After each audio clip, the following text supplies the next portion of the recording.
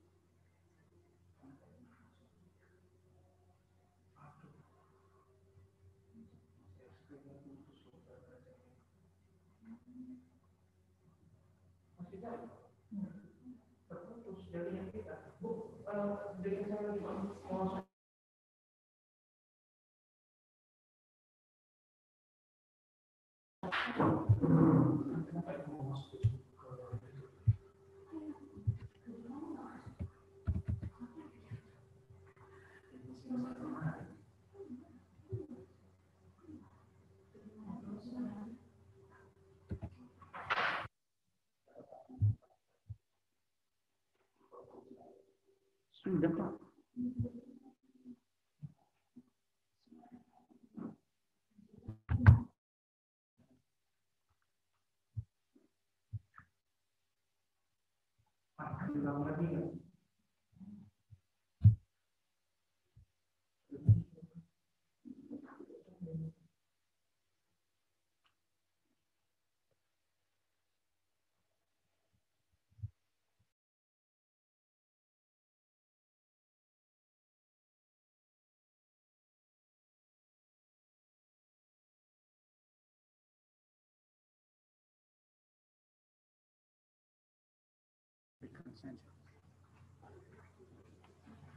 Mohon maaf, kita ulangi menyanyikan lagu Indonesia Raya.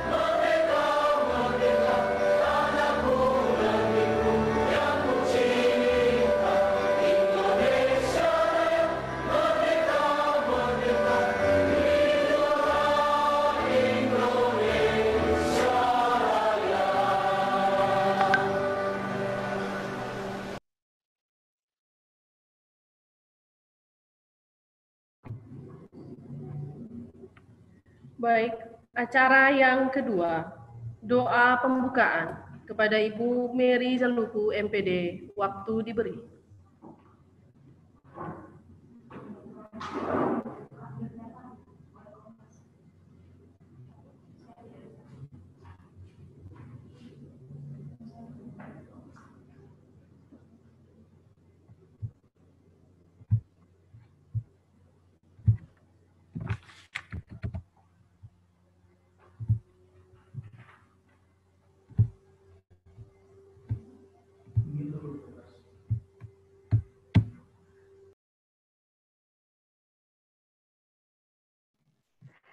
Baik, Bapak, Ibu, dan saudara-saudari yang terhormat, mari kita menyerahkan acara ini ke dalam tangan Tuhan dan izinkan saya untuk memimpinnya dalam iman Kristiani. Kita berdoa. Bapa Surgawi, kami mengucap syukur, kami berterima kasih kepadamu. Oleh karena rahmat-Mu, oleh karena kasih Tuhan, kami masih Engkau perkenankan untuk melakukan aktivitas kami pada hari ini.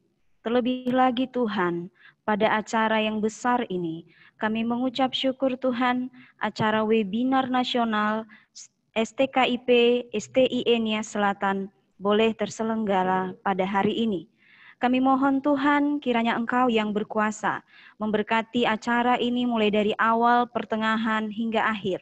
Engkau berkati para narasumber kami, akan membagikan ilmu mereka yang sangat luar biasa, sehingga dapat menjadi inspirasi buat kami, menjadi pedoman buat kami Tuhan, untuk memajukan dan memperbaiki pendidikan secara khusus di tempat ini. Kami mohon Tuhan, kiranya Engkau yang berkuasa atas kami, dan biarlah semua menjadi hormat dan kemuliaan bagi nama Tuhan saja. Inilah doa kami Tuhan, yang kami sampaikan hanya melalui anak-Mu Tuhan Yesus Kristus yang hidup. Di dalam nama Yesus kami berdoa, amin. Saya kembalikan kepada pembawa acara. Baik, saat ini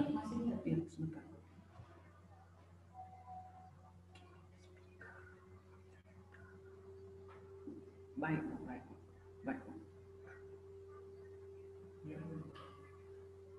Baik, Bu. Baik, Bu. Iya, Bu.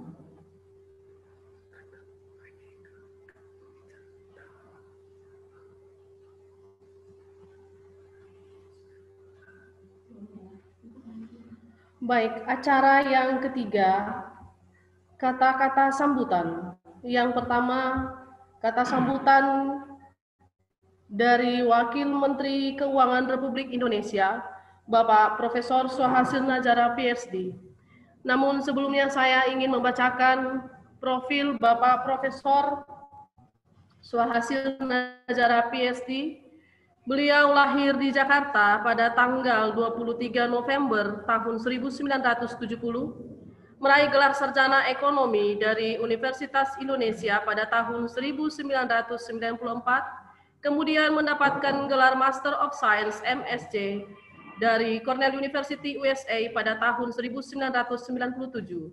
Pada tahun 2003 meraih gelar Doctor of Philosophy PhD dari University of Illinois at Urbana-Champaign, USA. Bapak Suhasil Nazara menjadi PNS sebagai dosen pada Fakultas Ekonomi dan Bisnis Universitas Indonesia sejak tahun 1999 dan pada tahun 2009 mendapatkan gelar guru besar profesor di bidang ilmu ekonomi. Di lingkungan Fakultas Ekonomi dan Bisnis Universitas Indonesia, Bapak Dr. Suhasil pernah menjadi Kepala Program Studi Pasca Sarjana Ilmu Ekonomi, Kepala Lembaga Demografi 2005 hingga 2008, dan Ketua Departemen Ilmu Ekonomi tahun 2009 hingga 2013. Pada tanggal 25 Oktober 2019, Bapak Profesor Suhasil Nazara resmi ditunjuk oleh Presiden Joko Widodo sebagai Wakil Menteri Keuangan untuk mendampingi Menteri Keuangan dalam Kabinet Indonesia Maju. Presiden Jokowi dan Wakil Presiden Ma'ruf Amin resmi melantik Bapak Suhasil Nazara bersama 11 Wakil Menteri dalam Kabinet Indonesia Bersatu di Istana Negara, Jakarta pada hari Jumat 25 Oktober 2019 pukul 14 waktu Indonesia Barat. Demikian saya membacakan profil dari Bapak Profesor Suhasil Nazara PhD, dan saat ini kepada Bapak diberi waktu.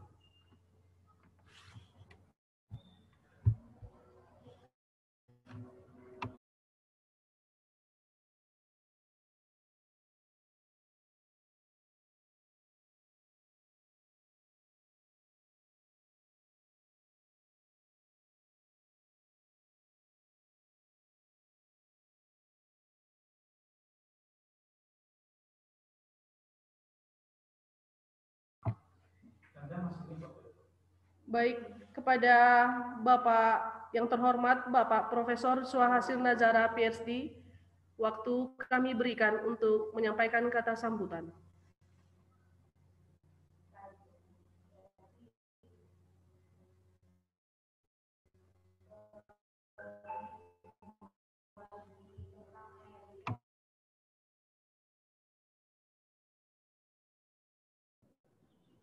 Nah, baru di-unmute, baru sudah di-unmute. Yahoo. Yang saya hormati, pertama saya ingin menyapa senior saya dulu, Ibu Sitasi Zagete, yang saya ketahui, saya kenal namanya dari sejak saya boleh bilang saya mengenal nama Ibu Sitasi sejak saya masih kecil, sejak saya masih bersekolah. Ibu Sitasi telah menjadi salah satu cendekiawan yang dimiliki oleh masyarakat Nias, dan tentu juga bersama Bapak Laya. Yang saya juga banggakan seluruh aktivitas akademika, STIE, STKIP Nias Selatan, institusi sekolah tinggi yang dari waktu ke waktu saya baca, saya temui di media massa, terutama media massa online yang saya ikuti, dan semakin hari semakin menunjukkan perannya sebagai salah satu tempat pendidikan tinggi yang akan terus dapat dibanggakan ke depannya di Kabupaten Nias Selatan, dan tentu saya yakin akan menjadi kebanggaan seluruh masyarakat Nias. Saya juga ingin menyapa pada siang hari ini saudara-saudara yang nanti akan menjadi narasumber. Daftar yang saya miliki adalah Prof. Boga Saragi, Dr. Wendy Usino, Prof. Mujiono, yang nanti akan menjadi pembicara, selain Dr. Martiman Sarumaha yang nanti juga akan ikut bicara. Saya pertama-tama ingin menyampaikan apresiasi kepada STIE, STKIP Nias Selatan yang mengadakan acara webinar nasional ini. Ini adalah acara yang sangat-sangat baik, yang saya berharap betul-betul dapat menjadi tempat membicarakan berbagai macam isu permasalahan yang kita hadapi pada saat ini. Kita mendengarkan para narasumber, dan saya ingin menyampaikan terima kasih khusus kepada STIE, STKIP Nias Selatan yang memberi saya undangan, dan terutama Saudara Tobias Duha yang mengontak saya beberapa waktu yang lalu. Moga-moga ini bisa menjadi inspirasi bagi kita semua. Saya betul-betul terinspirasi ketika dikontak oleh Saudara Tobias Duha yang meminta saya berbicara di kesempatan ini, dan tentu saya langsung menyetujui untuk bisa menyapa seluruh sivitas akademika dan terutama para mahasiswa dan mahasiswi STIE dan STKIP Nias Selatan. Jadi sekali lagi saya menyampaikan apresiasi dan terima kasih untuk undangan yang diberikan.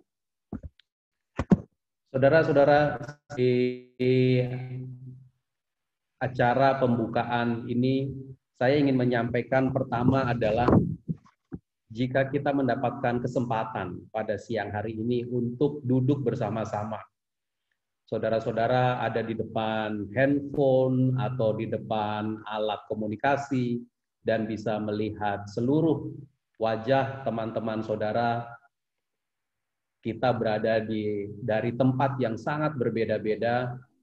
Saya ada di Jakarta, banyak narasumber juga mungkin ada di Jakarta, banyak saudara-saudara yang ada di Nias maupun di tempat-tempat lain, mungkin tidak hanya di Nias, juga tidak hanya di satu tempat, ada yang ada di rumah, ada yang berada di tempat-tempat tertentu, karena khusus pergi ke tempat tersebut karena mungkin signalnya lebih baik, signalnya lebih bagus dari tempat tersebut, maka saudara-saudara kita sangat patut menyampaikan puji syukur kepada Tuhan Yang Maha Kuasa. Karena kita diberikan kesehatan, kita diberikan kesempatan pada siang hari ini untuk dapat saling berkomunikasi.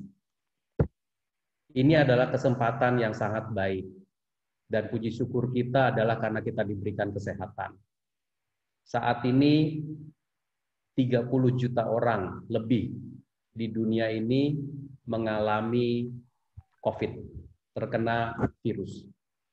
Di seluruh dunia, dia tidak pandang bulu. Dia COVID ini mengenai yang kaya maupun yang miskin, laki ataupun perempuan. Di seluruh dunia sudah 32 juta orang yang terkena, dan di seluruh dunia itu kematian hampir 1 juta orang meninggal. 993.000 yang sudah meninggal, hampir 1 juta. Di Indonesia 10.000 orang terkena penyakit ini, terkena virus ini. Dan ini bukan jumlah yang kecil karena kita sangat-sangat menyayangi seluruh saudara-saudara kita. Jadi yang ingin saya sampaikan sekali lagi adalah kalau kita sekarang diberikan kesempatan untuk bisa duduk di depan HP kita masing-masing, bersyukurlah.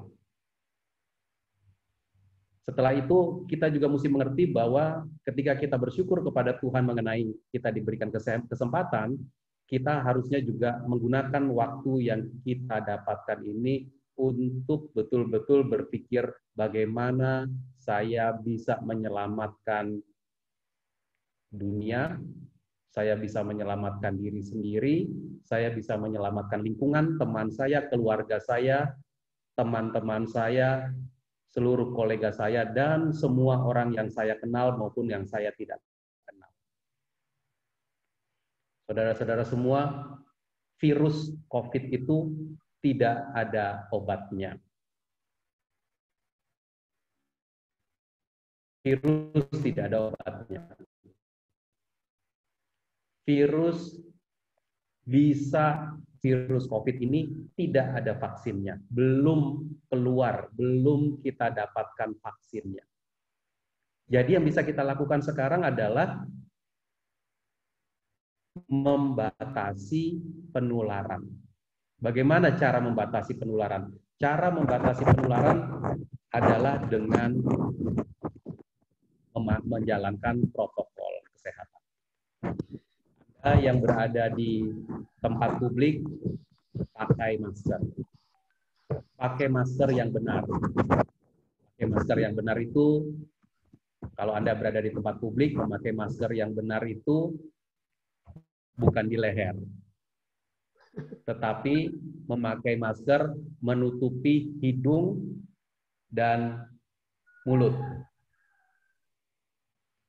Menutupi hidung dan mulut. Dengan memakai masker yang benar, Anda melindungi diri Anda sendiri dan Anda melindungi orang lain. Setidaknya itu yang bisa kita lakukan, menyelamatkan orang lain. Kemudian cuci tangan. Sesering mungkin cuci tangan. Pakai masker, cuci tangan, lalu jaga jarak Anda dengan orang lain. Jaga jarak fisik. Kalau Anda berbicara dengan orang lain, jaga jarak supaya minimal 1,5 meter. Sehingga Anda akan terhindar dari droplet. Ya, kalau misalkan orangnya itu mengeluarkan droplet karena berbicara semangat, dan Anda juga terhindar dari orang lain itu, dan orang lain itu terhindar juga dari droplet kita sendiri. Saudara-saudara sekalian, kalau Anda melakukan 3 hal tersebut, Anda sudah memberi sumbangsi mengurangi penularan.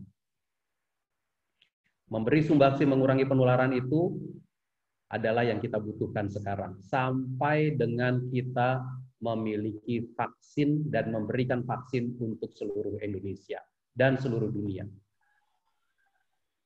Jadi saudara-saudara sekalian, saya ingin menggunakan kesempatan ini karena saat ini 266.000 kasus di Indonesia, dan saya tahu persis karena saya mengikuti berita di Nias, di Kepulauan Nias, kasus-kasus ini mulai muncul. Kalau 2 bulan yang lalu mungkin baru terasakan, mungkin dalam sebulan terakhir kita sudah melihat ada kasus-kasus yang muncul.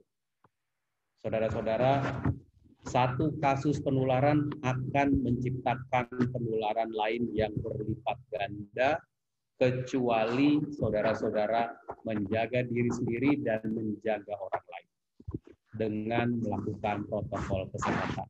Ingatkan orang lain. Jangan khawatir. Ingatkan saudara-saudara. Ingatkan teman-teman. Ingatkan orang yang bertemu di jalan. ingatkan orang yang ada di pasar. Satu penularan bisa berlipat ganda dan COVID ini belum ada obatnya. Jangan sampai tertular. Saudara-saudara sekalian, dalam situasi seperti inilah Anda sekarang ini berkuliah. Dalam situasi seperti inilah sekolah tinggi kita melaksanakan kegiatan belajar dan mengajar. Situasi yang kita hadapi seperti saat ini, saudara-saudara sekalian, terakhir kita dihadapi oleh dunia ini pada tahun 1918, 100 tahun yang lalu, bertemu suatu virus yang tidak ada obatnya, yang tidak tahu bagaimana cara mengobatinya. Saudara-saudara, kita akan hidup bersama virus corona ini ke depan. Kita akan bisa survive. Kita akan bisa melewati pandemi ini. Saya yakin kita akan melewati ini. Namun kita butuh setiap orang, saudara dan saya, memerangi pandemi ini, memerangi virus ini dengan menjaga protokol tadi. Namun ketika kita memerangi virus ini, kita terus menjalankan kegiatan kita sehari-hari, termasuk kegiatan belajar. Kalau kita bilang bahwa kita melakukan physical distance, jaga jarak, bukan berarti kita berhenti dari kegiatan kita. Saat ini Ibu Bapak sekalian, saudara-saudara, nanti para narasumber akan bisa memberitahukan kepada Anda. Seluruh kegiatan kita yang sifatnya adalah berkomunikasi dengan manusia lain, karena manusia itu adalah makhluk sosial, itu tetap kita lakukan. Malah kita lakukan dengan sangat-sangat lebih intensif. Dulu, saudara-saudara ya, saya bisa ceritakan kalau di kementerian itu, di birokrasi itu, yang paling senang adalah bikin rapat koordinasi, rakor. Menyewa satu tempat, bisa saja tempat pertemuan, balai pertemuan, atau hotel, lalu mengundang para peserta rapat datang ke hotel. Dan pergi ke hotel itu kadang-kadang ada biayanya. Lalu di hotel itu lalu ada makan siangnya. Lalu pulang dari hotel itu lalu ada honornya. Setelah rapat itu lalu ada honornya. Saat ini kita melakukan segala sesuatunya, rapatnya bisa tetap dilakukan, tetapi kita pakai Zoom. Lebih murah, lebih efisien. Saya bisa berpartisipasi pada seminar STKIP, STIE Nia Selatan tanpa harus saya keluar dari rumah. Saya baru dikontak oleh Pak Tobias itu mungkin kira-kira beberapa hari yang lalu. Saya bisa lakukan, saya tidak perlu mencari tiket pesawat. Saya bisa langsung berhadapan dengan saudara-saudara. Banyak hal yang lebih efisien yang bisa kita lakukan. Lebih efisien, lebih ringkas, lebih mudah. Hal-hal yang baik seperti ini harus kita teruskan setelah COVID. Harus kita teruskan. Harus kita pakai momentum COVID ini sebagai momentum untuk memperbaiki diri kita, memperbaiki situasi, meningkatkan efisiensi. Jangan setelah COVID lalu kembali lagi bikin rakor. Setelah selesai COVID boleh kumpul, lalu kembali lagi bikin rakor yang luar biasa. Nah, karena itu saya ingin menyampaikan bahwa Anda semua mahasiswa, Anda harus tetap kuliah meskipun situasinya adalah pandemi. Tapi ketika Anda kuliah, ketika Anda beraktivitas, gunakan alat komunikasi, atau kalau harus bertemu dengan secara fisik, pastikan protokol kesehatan Anda.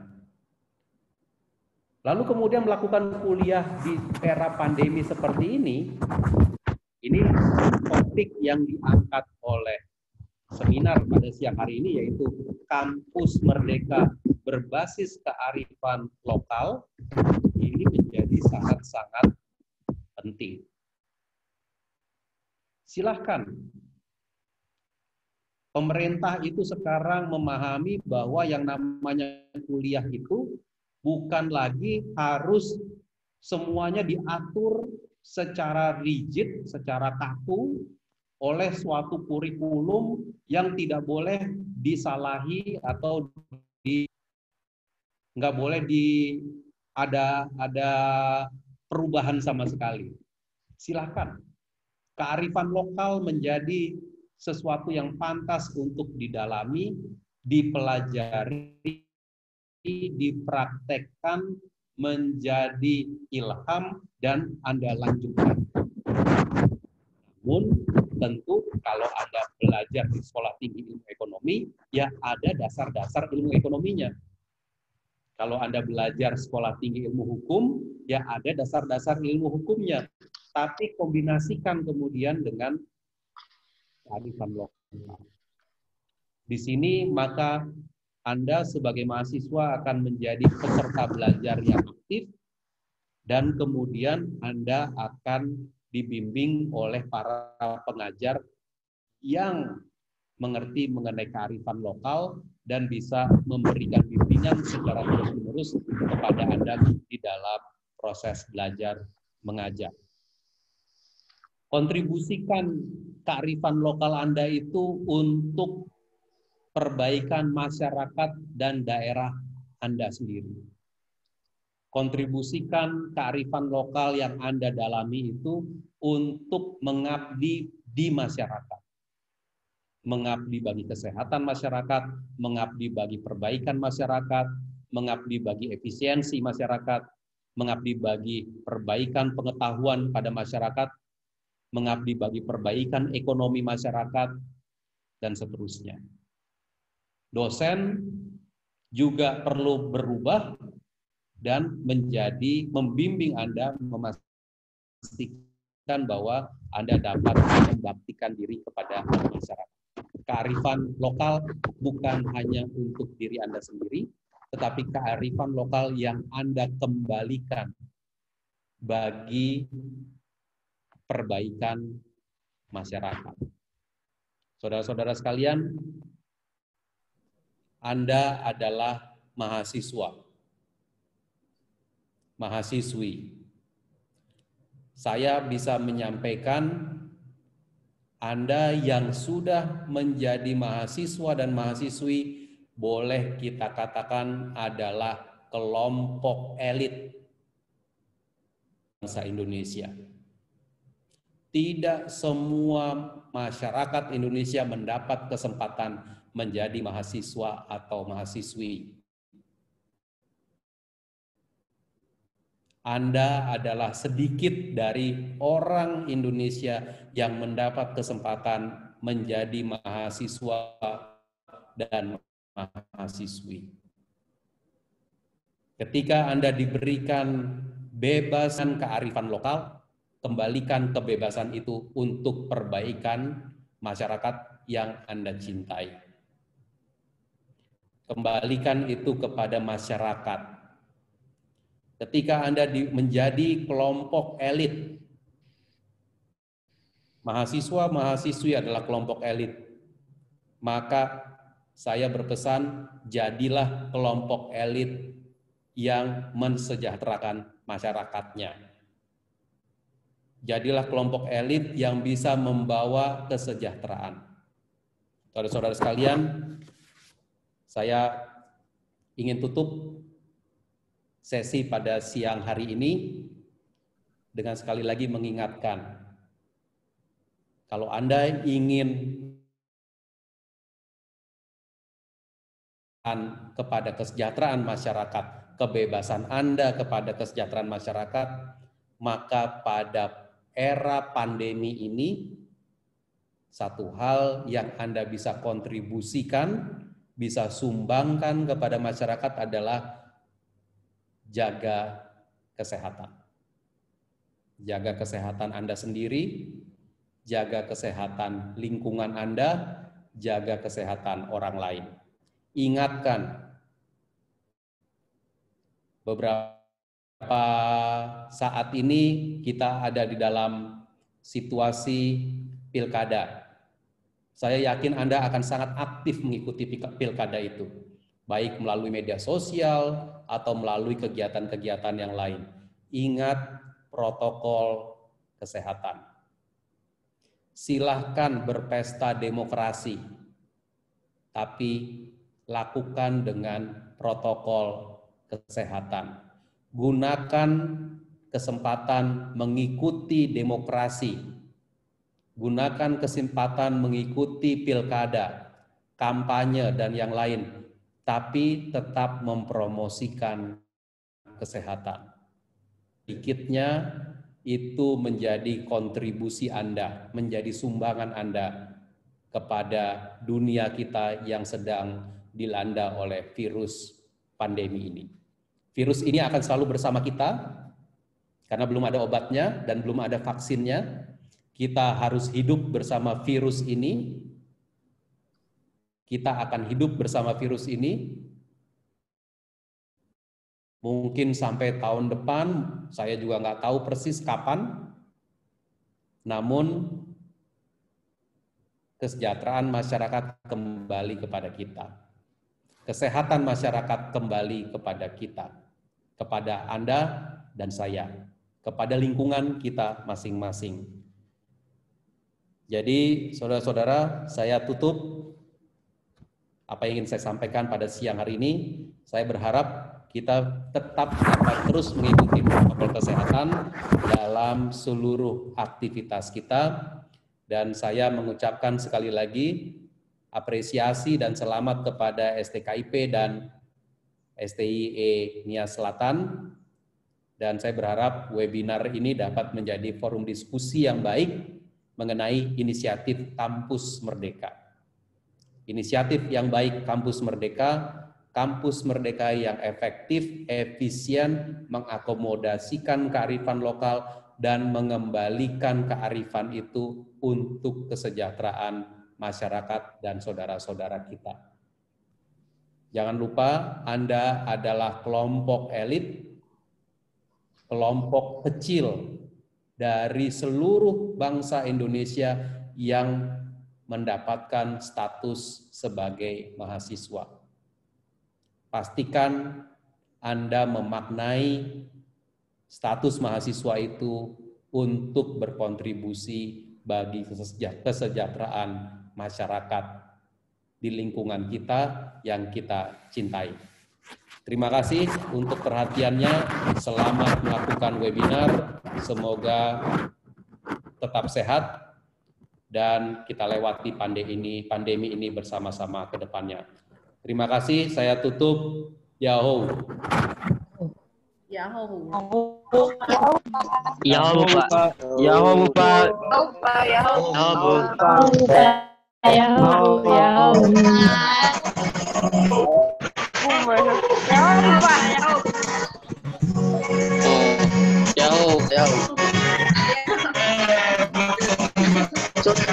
Dikasihnya lebih sama.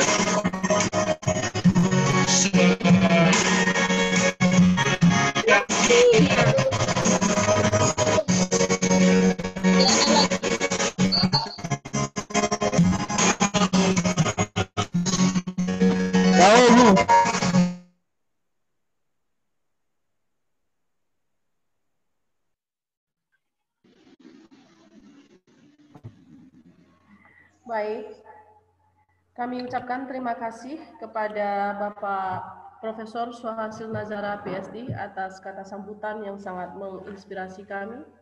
Dan sekarang kata sambutan yang kedua disampaikan oleh Koordinator STKIP, STIE, dan STIH Nias Selatan, Ibu Dr. Sitasi Jagata MA, sekaligus membuka acara webinar nasional ini secara resmi. Kepada Ibu waktu diberi. Baik, terima kasih. Pertama-tama saya ingin menyapa Bapak Profesor Suhasil Najara. Yahoo Pak, kami sangat berbangga hati bahwa Bapak menyempatkan waktu untuk ikut memberi sambutan, memberi dorongan, dan memberikan informasi kepada kami pada hari ini.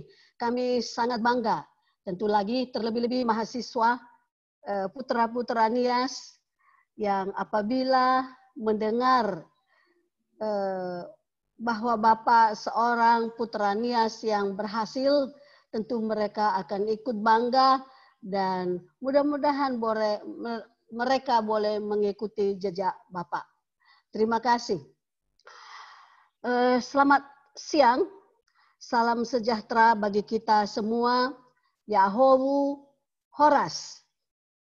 Pertama-tama kita bersyukur dan berterima kasih kepada Tuhan yang Maha Kasih bahwa oleh perkenannya kita boleh bertatap muka walau hanya melalui Zoom.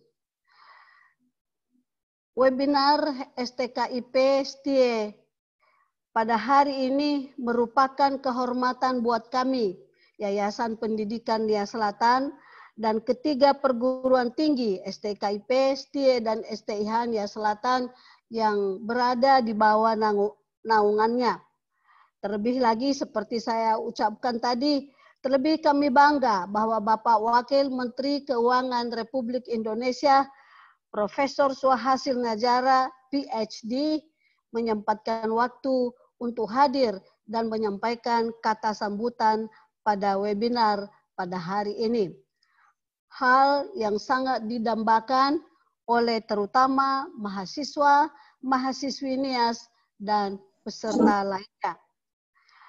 Yang terhormat Bapak Wakil Menteri Keuangan RI, yang terhormat para narasumber, Bapak Dr. Insinyur Wendy Usino, MSc, MM, Bapak Profesor Muziono, MSc, Bapak Profesor Hoga Saragi, ST-MT, dan Dr. Martiman S. Saharumaha, MPD. Kami menyambut baik webinar nasional pada hari ini. Webinar ini merupakan wadah untuk saling berbagi informasi dan pengetahuan serta pengalaman. Terlebih pada masa pandemi COVID-19 ini, di mana kita memerlukan berbagai alternatif untuk pembelajaran pada tatanan baru ini.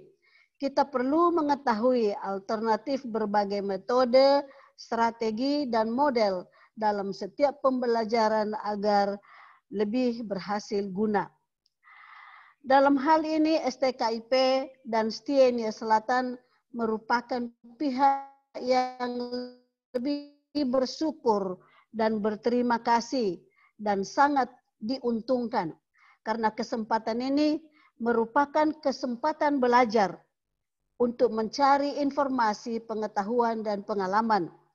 Kami belajar dari personil senior yang berwawasan dan institusi-institusi yang benar, yang besar, dan ternama. Kami percaya bahwa webinar ini akan memberikan pengalaman dan pengetahuan yang sangat bermanfaat, terutama kepada mahasiswa, dan semua peserta webinar ini. Yayasan Pendidikan Nia Selatan menaungi 3 institusi, yaitu STKIP, STIE, dan STIH Nia Selatan. Kami masih baru, belum seumur jagung. Karena itu kami berterima kasih bahwa kami diajak bekerja sama. Ke depan kami bermaksud menggabungkan ketiga institusi ini menjadi universitas yang kami beri nama UNIRA, Universitas Nias Raya. Oleh kasih Tuhan, kami sudah memperoleh rekomendasi dari LL Dikti, Provinsi Sumatera Utara. Sekarang kami sedang menunggu keluarnya izin operasional dari Dikti. Semoga Tuhan mengabulkannya dan kami juga sangat mengharapkan dukungan Bapak Ibu sekalian melalui doa dan dukungan. Saya mengucapkan selamat mengikuti webinar nasional STKIP dan STIE Nia Selatan kepada semua narasumber, panitia, dan terlebih kepada peserta. Semoga hasil kegiatan yang terlaksana hari ini dapat menghasilkan pengetahuan yang boleh menjadi panduan yang bermanfaat dalam melaksanakan tugas pelayanan kita pada masa yang akan datang dan terutama pada masa pandemi yang sedang kita hadapi sekarang. Kiranya keyakinan kita ini terlaksana dengan baik dan menjadi kemuliaan nama Tuhan. Akhirnya dengan memohon berkat Tuhan Yang Maha Esa, webinar nasional STKIP STIE Nia Selatan Telu Dalam pada hari ini 26 September 2020 dibuka secara resmi. Terima kasih.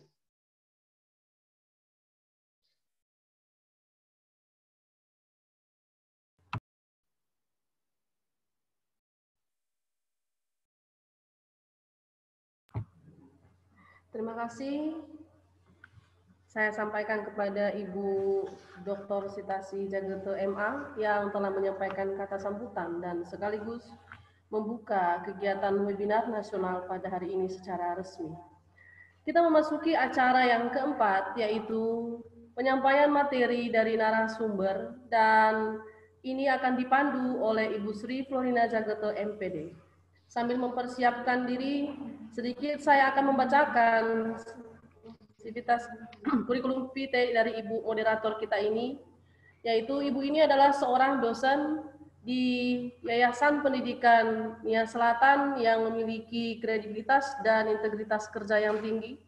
Beliau pernah bekerja sebagai HRD staf PT David Roy Indonesia di Jakarta tahun 2011 hingga 2012, dan beliau sekarang adalah sebagai dosen tetap pada program studi bimbingan dan konseling STKIP Nia Selatan terhitung sejak 2013 hingga saat ini. Beliau pernah menjabat sebagai sekretaris program studi bimbingan dan konseling STKIP Nia Selatan sejak tahun 2018 hingga akhir bulan Agustus 2020, dan saat ini beliau adalah seorang Kaprodi, menjabat sebagai Kaprodi bimbingan dan konseling STKIP Nia Selatan. Untuk mempersingkat waktu, kepada Ibu Sri Florina Jagete, waktu diberi. Baik, terima kasih kepada Ibu pembawa acara kita pada hari ini. Yang terhormat Bapak Wakil Menteri Keuangan Republik Indonesia, dalam hal ini Bapak Profesor Swahasil Nazara PhD, kalau beliau masih di tempat. Kemudian Ibu Koordinator STKIP, STIE, STIH Nia Selatan yang juga berkenan hadir pada hari ini. Dan terlebih-lebih untuk keempat para narasumber kami. Yang terhormat saya menyapa di sini sudah bergabung bersama kita, yaitu Bapak Dr. Martiman Sarumaha MPD. Selamat siang, selamat bergabung Pak. Yang berikutnya adalah Bapak Dr. Insinyur Wendy Usino, Magister Science, Magister Management. Selamat bergabung Pak. Dan narasumber kita yang ketiga yaitu Bapak Profesor Mujiono, Magister Science. Dan narasumber kita juga yang berikutnya adalah Bapak Profesor Dr. Hoga Saragi, Sarjana Teknik, Magister Teknik. Nah, baik Bapak Ibu, seluruh peserta dan narasumber kami yang sudah bergabung, baik di Zoom dan di YouTube channel. Sekali lagi saya menyapa kita, selamat bergabung, karena kita sebentar lagi akan mendengarkan beberapa materi yang tentu saja berkaitan dengan tema yang diusung pada hari ini, yaitu Kampus Merdeka berbasis kearifan lokal. Syukur kepada Tuhan yang telah merahmati kita dapat berkumpul khususnya di ruang Zoom pada hari ini. Karena itu, kita sangat berterima kasih kepada keempat para narasumber kita. Dan harapan kita dapat menikmati dan memperoleh manfaat dari setiap penyampaian, penjelasan, materi yang akan disampaikan oleh keempat narasumber kita pada hari ini. Baiklah, Bapak Ibu yang terhormat, kita sadari bahwa dewasa ini kita hidup di era milenium 4.0 dan terlebih-lebih di era pandemi seperti saat ini. Hal itu tentu sedikit banyak telah merubah daripada cara berpikir kita, cara bekerja, dan termasuk cara belajar kita sebagai mahasiswa atau peserta didik. Oleh karena itu, sehubungan dengan hal tersebut, kita langsung saja meminta penjelasan atau pemaparan materi dari keempat narasumber kita. Namun yang pertama adalah dari pembicara utama, yaitu Bapak Dr. Martiman Sarumaha MPD. Dan sebentar lagi beliau akan memaparkan materinya. Namun sebelum beliau memaparkan materi, saya akan membacakan sedikit biodata beliau. Beliau adalah alumni dari IKIP Gunung Sitoli, yaitu lulus tahun 2006, yaitu dari Pendidikan Ekonomi. Kemudian strata 2 diselesaikan dari Universitas Pendidikan Indonesia, yaitu di Bandung, jurusan Social Studies Ekonomi tahun 2009, dan menyelesaikan program doktor di Universitas Negeri Jakarta, yaitu di tahun 2016. Untuk pengalaman mengajar, beliau sudah memiliki pengalaman yang cukup kompeten, dimulai dari tahun 2000 hingga sampai dengan saat ini. Dan beliau sudah pernah menjadi guru maupun dosen, yaitu di IKIP Gunung Sitoli tahun 2007, kemudian dosen di program studi pendidikan ekonomi hingga sampai saat ini, dan beliau menjabat sebagai Ketua Program Studi Pendidikan Ekonomi tahun 2010 hingga 2011. Kemudian pengalaman beliau selain itu adalah Ketua Bidang Administrasi STKIP Nia Selatan tahun 2011 hingga 2012, dan saat ini beliau sebagai Ketua STKIP Nia Selatan 2016 hingga saat ini. Dan yang paling menarik, Bapak Ibu, beliau adalah salah satu pegiat sosial di daerah Kabupaten Nia Selatan, yaitu melibatkan sejumlah komunitas atau mahasiswa dan masyarakat dalam berbagai kesempatan dan melakukan kegiatan-kegiatan lainnya seperti pertemuan ilmiah baik berskala nasional maupun internasional. Baik, demikian saja pemaparan kurikulum vitae dari beliau, dan mari kita dengarkan bersama pemaparan materi yang pertama dari Bapak Dr. Martiman Swajisiwa Sarumaha MPD. Kepada Bapak disilahkan.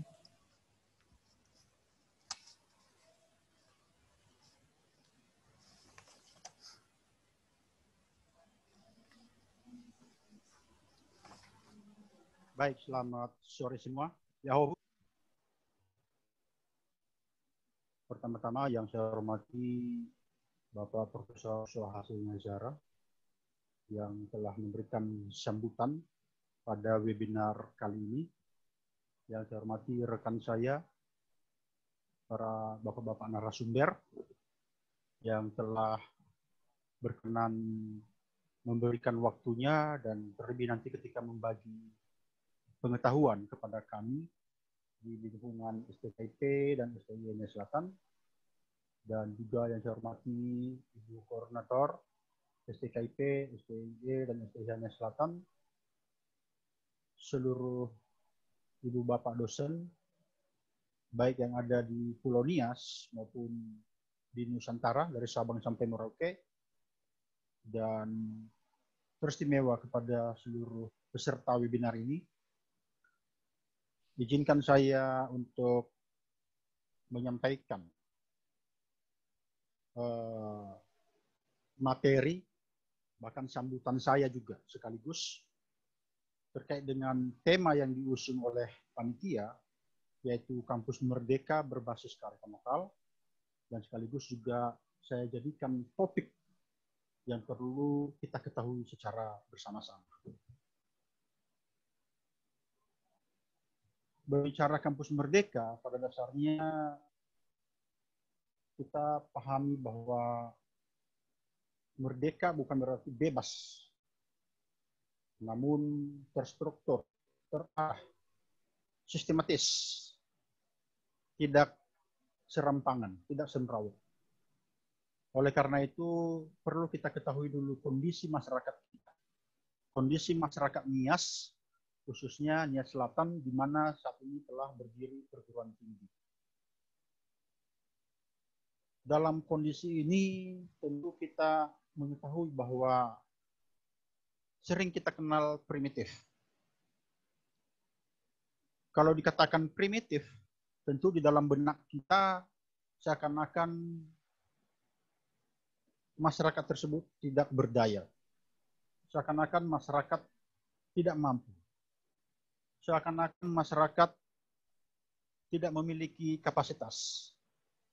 Namun dalam kondisi ini, di dalam keprimitifan seperti ini, dalam gambar ini, ternyata di sana sudah terlihat pengetahuan.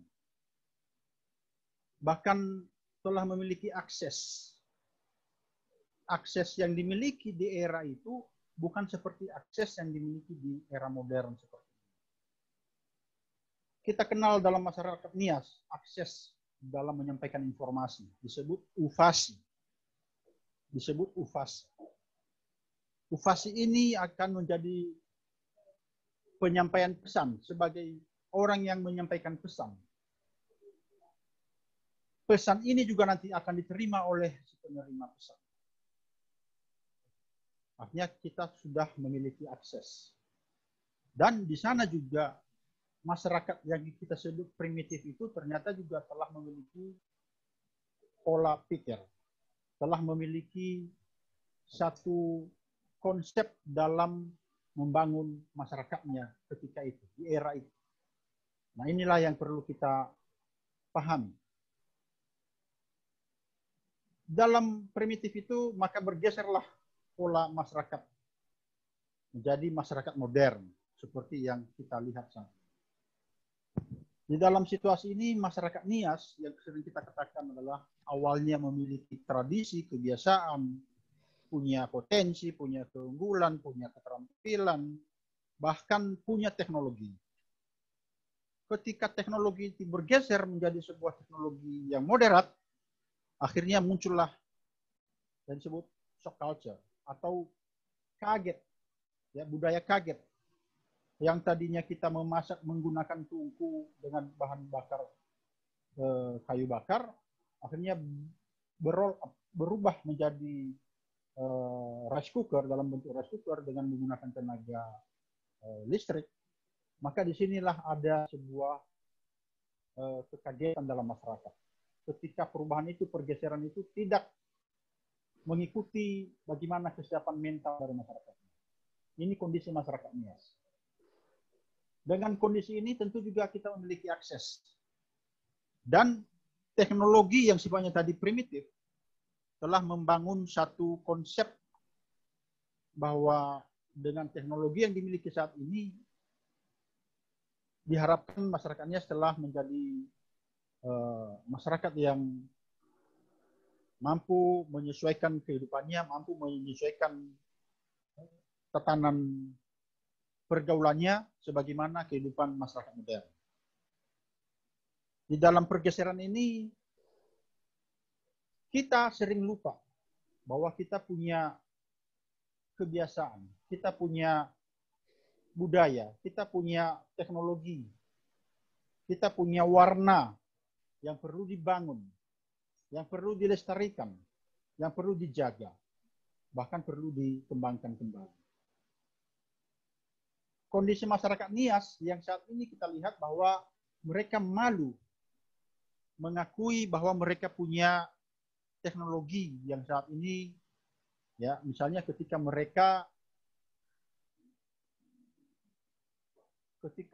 menganggap diri mereka telah memenuhi tingkat modernitas itu. Ketika mereka sudah menganggap diri mereka memenuhi tingkat komunitas ini, akhirnya menganggap diri mereka mengetahui segala-galanya.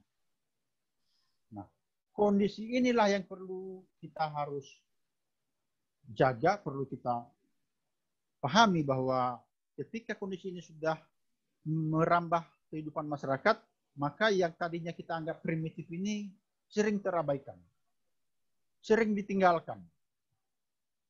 Yang seyogianya di sana terletak pengetahuan itu sendiri. Bagaimana seorang masyarakat Nias ketika mereka membangun rumah adat? Apakah ketika mereka membangun rumah adat ini dengan pola yang primitif itu harus menunggu gelar insinyur dulu? Harus melalui pendidikan formal, ya, menjadi seorang teknik sipil misalnya, baru boleh membangun rumah adat? Ternyata tidak. Di dalam keprimitifan inilah sebenarnya sudah terbentuk pendidikan itu, sudah terbentuk pengetahuan itu. Pengetahuan inilah yang harus dijaga, bahkan bila perlu dikembangkan. Era modern ternyata telah memenuhi kehidupan masyarakat. Tadi kita katakan bahwa ada dikenal shock culture. Ada kekagetan dalam masyarakat ketika mereka beralih dari primitif itu menuju ke modernitas. Ketika tidak siap menghadapi situasi itu. Ketika tidak siap menerima tantangan itu. Ya. Kita melihat beberapa daerah di Indonesia. Misalnya salah satu suku yang ada di Indonesia yaitu suku Baduy. Suku Baduy ini ada dua kelompok. Suku Baduy dalam dan suku Baduy luar. Suku Baduy luar telah mencapai titik ketika mereka mulai mengenal teknologi. Mereka sudah mengenal handphone, mengenal listrik, mengenal sepeda motor. Sementara suku bagian dalam, mereka tetap menjaga kearifan lokal mereka. Mereka tidak tercabut dari akar budaya mereka. Nah, bagaimana dengan kita masyarakat ini? Kalau kita lihat dari sisi primitif ini yang kita anggap primitif, ternyata di sana sudah ada teknologi, sudah ada pengetahuan. Sudah mencapai tingkat peradaban. Mereka membangun rumah adat seperti ini. Ada Girine Valley, ada ruang pertemuan, ada hele, ada pemakaman umum, ada loncat batu, ya, ada ruang pertemuan. Hal inilah yang perlu kita harus jaga dan lestarikan kembali. Perlu kita bangun ini. Secara formal, inilah tantangan. Bagaimana kita menghadapi situasi dalam proses perkembangan teknologi ini. Tadi dikatakan bahwa era saat ini adalah era revolusi industri 4.0. Ya, di mana semua komunikasi kita, semua cara kerja kita terbangun karena teknologi. Oleh karena itu, kita harapkan bahwa dengan apa yang dimiliki oleh masyarakat Nias ini, kita jadikan sebagai sumber belajar. Merdeka bukan berarti bebas. Merdeka bukan berarti tanpa kontrol, tanpa sistem, tanpa sesuatu yang bisa membangun kondisi masyarakat itu sendiri. Kondisi inilah yang perlu kita ketahui dan perlu kita harus pahami. Di dalam pergeseran dari primitif ke modern ini, masyarakatnya juga sekarang telah mengenal teknologi, telah mengenal internet, bahkan bandara telah mencapai Pulau Nias. Ini juga satu kemajuan yang perlu disyukuri. Bahkan telah berdiri, bahkan hadirnya perguruan tinggi di Pulau Nias. Inilah bagaimana mahasiswa juga bisa membangun kapasitas dirinya sebagaimana orang tua kita ketika itu yang kita anggap itu primitif. Ya, Jadi kita tidak boleh memandang ini primitif yang tidak berdaya, tetapi ini satu kebanggaan kita, satu bukti bahwa masyarakat kita juga dulu telah mencapai tingkat peradaban. Ini yang jadi bukti buat kita. Nah, pertanyaannya, apakah dengan kondisi ini kita menganggap bahwa masyarakat Nias belum memenuhi standar sesuai dengan pendidikan itu sendiri, sebagaimana yang sudah digariskan melalui peraturan-peraturan menteri misalnya, peraturan pemerintah misalnya, atau ketika melakukan asesmen lapangan oleh Badan Akreditasi Nasional. Kearifan lokal perlu dibangun di dalam proses pendidikan. Lebih lanjut bahwa di dalam menghadapi situasi ini perlu kita lihat bagaimana paradigma masyarakat, ya, paradigma pendidikan itu sendiri dalam masyarakat Nias. Masyarakat Nias dalam memulai pekerjaannya, ya, yang awalnya jadi petani, bekerja di ladang, di kebun, ini juga telah bergeser ketika mereka mengenal pendidikan. Di dalam paradigma masyarakat Nias bahwa pendidikan diperoleh dengan tujuan untuk memperoleh status, untuk mencari kerja, apalagi sebagai prestise, kebanggaan. Nanti ketika ini sudah dicapai gelar sarjana, ini akan berjejer dokumentasi di dinding-dinding rumah. Ya. Di samping itu untuk meraih jabatan. Maaf kata, karena pendidikan ini begitu menjadi sebuah prestise, terkadang kita menyalahgunakan aturan-aturan itu yang ada. Menganggap pendidikan itu adalah segalanya. Dan akhirnya, ya mungkin ada yang memperoleh gelar itu tanpa melalui proses. Nah ini juga ketika paradigma ini tidak dipahami dengan baik oleh masyarakat. Ketika pengetahuan dan kearifan lokal itu telah ada, tetapi tidak terjaga, tidak terbangun menjadi sumber belajar. Ya. Dan di samping itu pendidikan dalam mata masyarakat adalah untuk mencari uang. Nah ini muncul, pendidikan ini berubah karena apa? Proses pendidikan itu sendiri sudah menjadi komoditas atau komersial. Bukan lagi untuk bagaimana agar masyarakat bisa bertahan hidup. Ya, sebagaimana yang kita lihat tadi yang kita anggap primitif. Bagaimana masyarakat Nias bisa bertahan hidup. Di sana sudah ada pengetahuan, sudah ada pendidikan. Inilah yang perlu kita bangun. Nah, melihat hal ini semua, bahwa di sana ada yang menjadi tantangan masyarakat di era revolusi industri ini.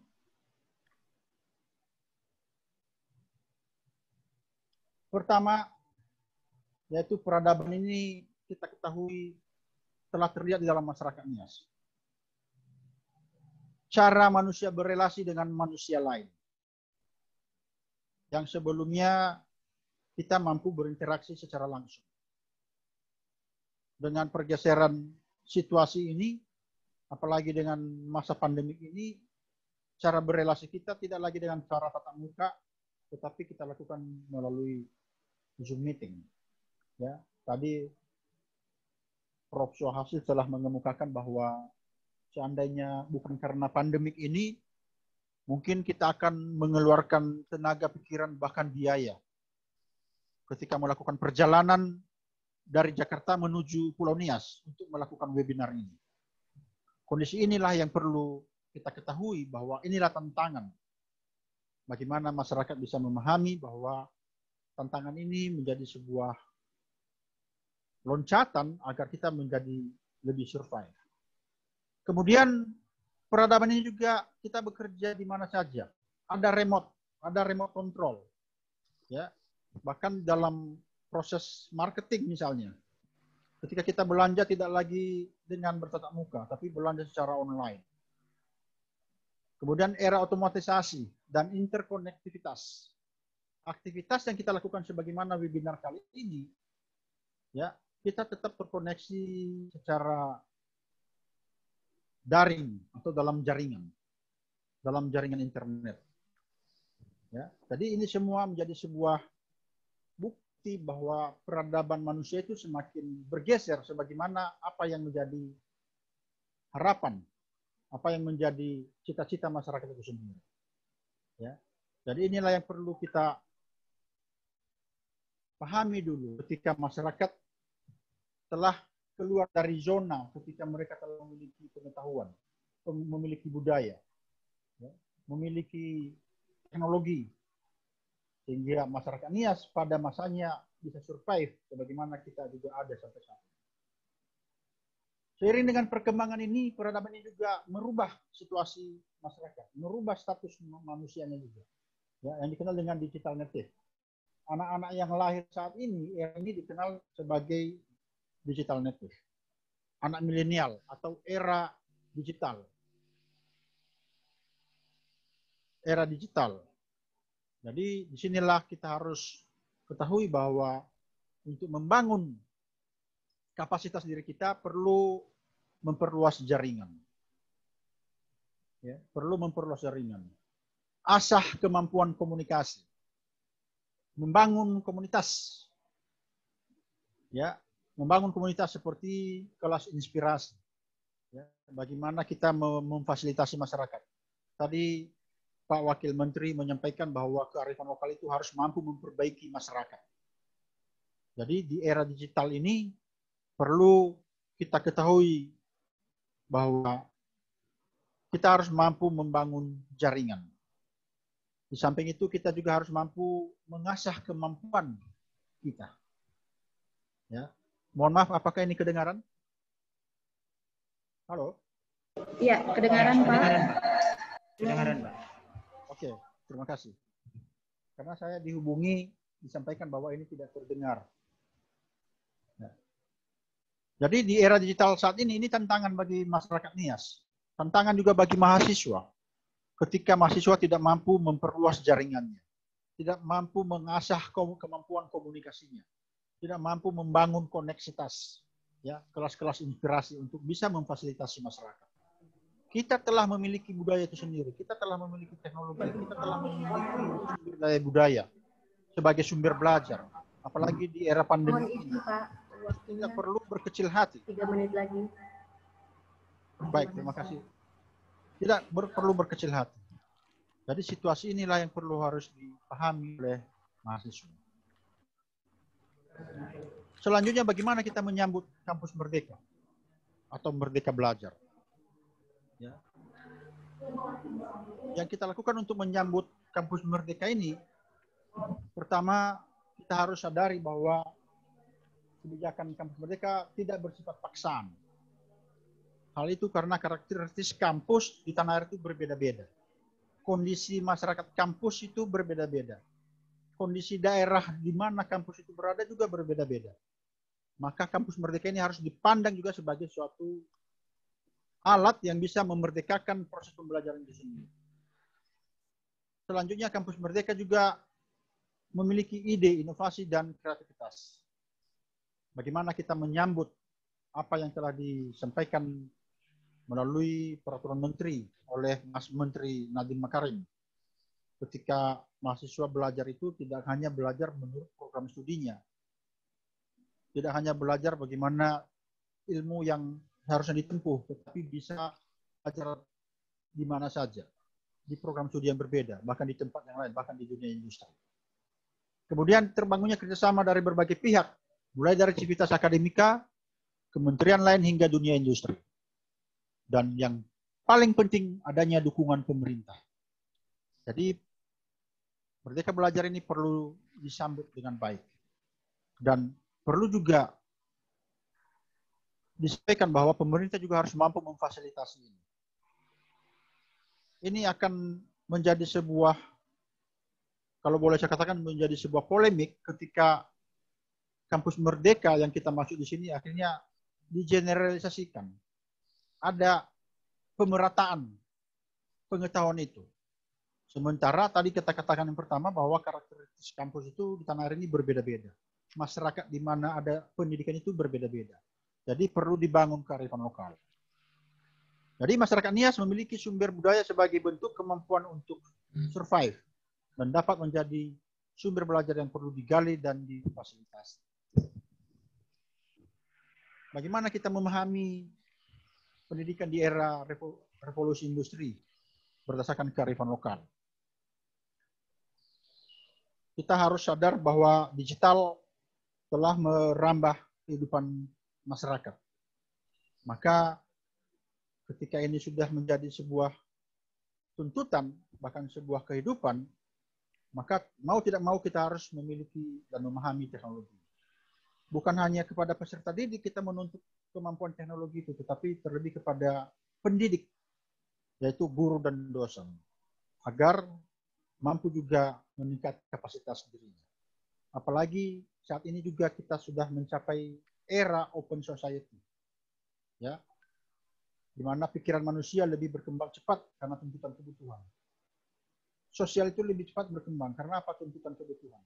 Maka dari tuntutan kebutuhan ini juga mampu membangun teknologi-teknologi yang lain. Masyarakat Nias telah memiliki teknologi. Nah, bagaimana kita mengembangkan itu?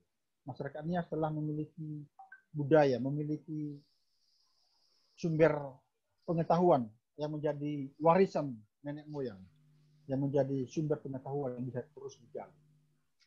Maka dalam situasi ini, pendidikan era ini, inilah kita kenal disruption era. Ketika kita semua dikagetkan oleh perkembangan teknologi. Belum lagi karena dikagetkan pandemi COVID-19. Yang mau tidak mau kita harus hidup adaptif di dalam situasi ini. Jadi budaya juga akan bergeser seiring dengan peristiwa yang dihadapi manusia saat ini. Ya, seperti budaya ketika kita berinteraksi satu dengan yang lain, dan saat ini kita berinteraksi tidak lagi secara tatap muka, tetapi berinteraksi di dunia maya. Jadi disruption era. Selanjutnya bahwa kearifan lokal perlu disikapi juga dengan baik. Hampir selesai. Yaitu ketika pendidikan sebagai investasi masa depan peserta didik, masyarakat, bangsa, dan negara dalam membangun Pulau Nias secara khusus berdasarkan keunggulan dan kearifan lokal dan Indonesia pada umumnya. Kemudian perguruan tinggi hadir dengan perannya dalam melaksanakan Tridharma perguruan tinggi, dalam mengembangkan ilmu dan pengetahuan, serta melahirkan calon-calon ilmuwan sekaligus dalam menyambut demografi Indonesia tahun 2030. Dan selanjutnya, bahwa kampus Merdeka, Merdeka Belajar sebagai hak dan milik setiap individu yang wajib dipenuhi oleh negara melalui kehadiran lembaga-lembaga pendidikan, baik formal, non-formal, maupun informal. Guru dan lembaga pendidikan dituntut menjadi moderator, sebagai menjadi motor dan penggerak yang menghadirkan pembelajaran inovatif, sehingga metode belajar tidak melulu menghafal dan mencatat, melainkan terbukanya cara berpikir ketika mereka belajar, di mana saja, kapan saja, dan dengan siapa saja, dan apalagi dalam situasi apa saja. Jadi, Merdeka Belajar dengan kearifan lokal perlu dibangun, sebagaimana apa yang menjadi sumber kekayaan budaya di masing-masing daerah, terlebih atau secara khusus di Pulau Nias. Jadi harapan kita pemerintah juga mampu memfasilitasi hal ini. Saya rasa cukup sekian, karena waktu juga membatasi kita, saya kembalikan kepada Ibu Moderator. Terima kasih. Yahobo. Yahobo. Baik, terima kasih kepada Bapak Dr. Markiman Esa Rumaha yang telah memaparkan materi mengenai Kampus Merdeka berbasis kearifan lokal. Dan seterusnya adalah dari narasumber kita yang kedua, yaitu Bapak Dr. Insinyur Wendy Usino, Magister Sains, Magister Manajemen. Namun sebelumnya saya ingin memberitahukan bahwa Bapak Wendy Usino ini adalah Rektor dari Universitas Budi Luhur. Sudah bergabung? Baik, saya ulangi sekali lagi. Bapak Dr. Wendy Usino adalah Rektor dari Universitas Budi Luhur, Jakarta. Beliau menamatkan atau alumni dari S1 Teknik Informatika Universitas Budi Luhur, Jakarta. Kemudian 2 kali studi untuk Magister Pendidikan, yang pertama di California, USA, mengambil jurusan Computer Information Science, kemudian S2 yang kedua yaitu di International Business di Universitas Prasetya Mulia, Jakarta, dan menyelesaikan program pasca sarjana yaitu studi doktor di Universitas Kebangsaan Malaysia di Selangor, Malaysia. Pengalaman kerja beliau sudah banyak mengabdi, terutama di Universitas Budi Luhur. Beliau mulai dari kepala laboratorium, kemudian menjabat sebagai sekretaris jurusan, dan akhirnya sampai pada hari ini Bapak Rektor Universitas Budi Luhur Jakarta ini telah membawa nama UBL menjadi salah satu universitas terbaik di wilayah LL Dikti 3 wilayah Jakarta. Oleh karena itu, tanpa memperpanjang waktu, maka kita persilakan saja beliau, yaitu dalam hal ini Bapak Dr. Wendy Usino, untuk memaparkan materi hari ini. Kepada Bapak Dr. Wendy Usino, disilakan. Baik, terima kasih Bu Moderator. Apakah suara saya terdengar jelas? Terdengar Pak Rektor. Terima kasih. Waktu yang diberikan berapa waktunya? 15 menit, Pak. Oke, terima kasih. Mungkin saya agak cepat. Baik, sengaja untuk slide-nya saya akan share. Saya akan share screen untuk slide.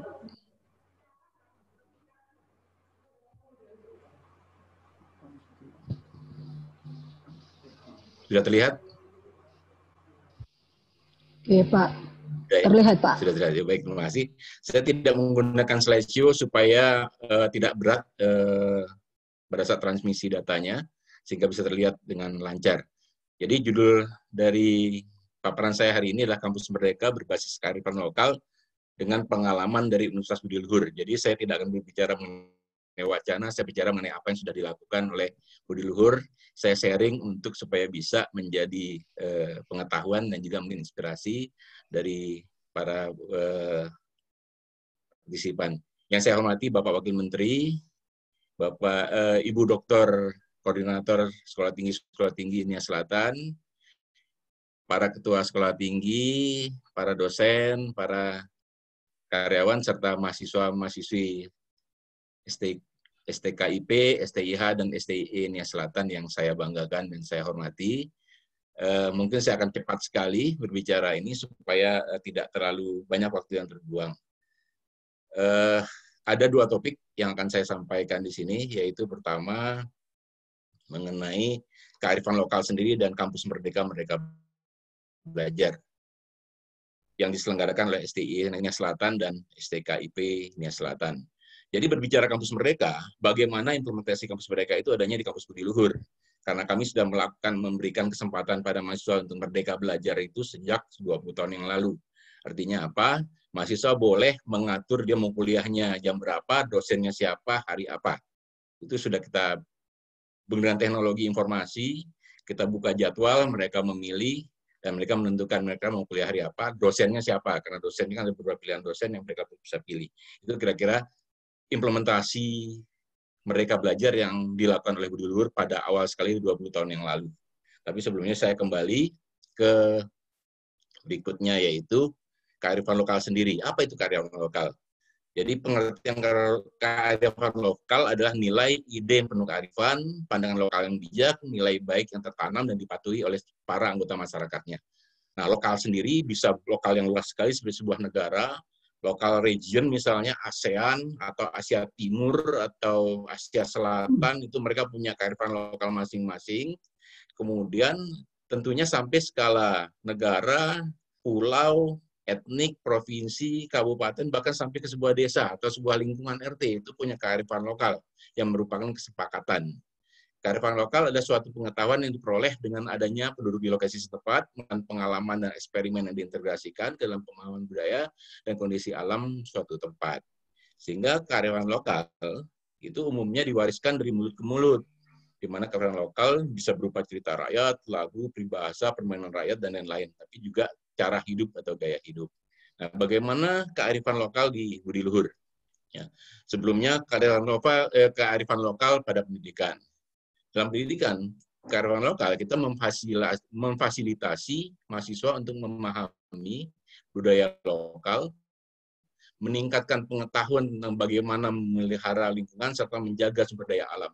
Itu yang penting, manfaat dari kearifan lokal yang kita pelajari untuk kita ajarkan kepada mahasiswa. Dan memanfaatkan budaya lokal sebagai materi pembelajaran akan memberikan dampak positif dalam membentuk sikap peduli lingkungan terhadap mahasiswa dan sivitas akademika lainnya. Ini adalah kearifan lokal budi luhur. Kita punya sebuah slogan, yaitu teman momen itu. Yang dalam bahasa Indonesianya itu jujur, sungguh-sungguh, dan taat pada aturan atau mituhu. Di mana cerdas dan berbudi luhur merupakan dua hal yang terpadu, tidak terpisahkan. Karena kecerdasan tanpa dilandasi budi luhur akan cenderung digunakan untuk membodohi atau mencelakakan orang lain. Kita tahu banyak sekali orang cerdas yang cenderung merusak lingkungan daripada menjaga lingkungan. Bahkan orang-orang yang mempertahankan kearifan lokal bukan sekedar sarjana, karena kadang-kadang akan menjadi sasaran kejahatan dan penindasan orang lain. Itu yang kita cermati. Nah, apa itu cerdas budi luhur? Yaitu kemampuan yang diberikan Tuhan kepada ciptaannya, baik secara spiritual, emosional, dan intelektual untuk memecahkan masalah dalam kehidupan demi kesejahteraan umat. Tadi Bapak Wakil Menteri menyampaikan kesejahteraan masyarakat. Kalau budi luhur lebih luas.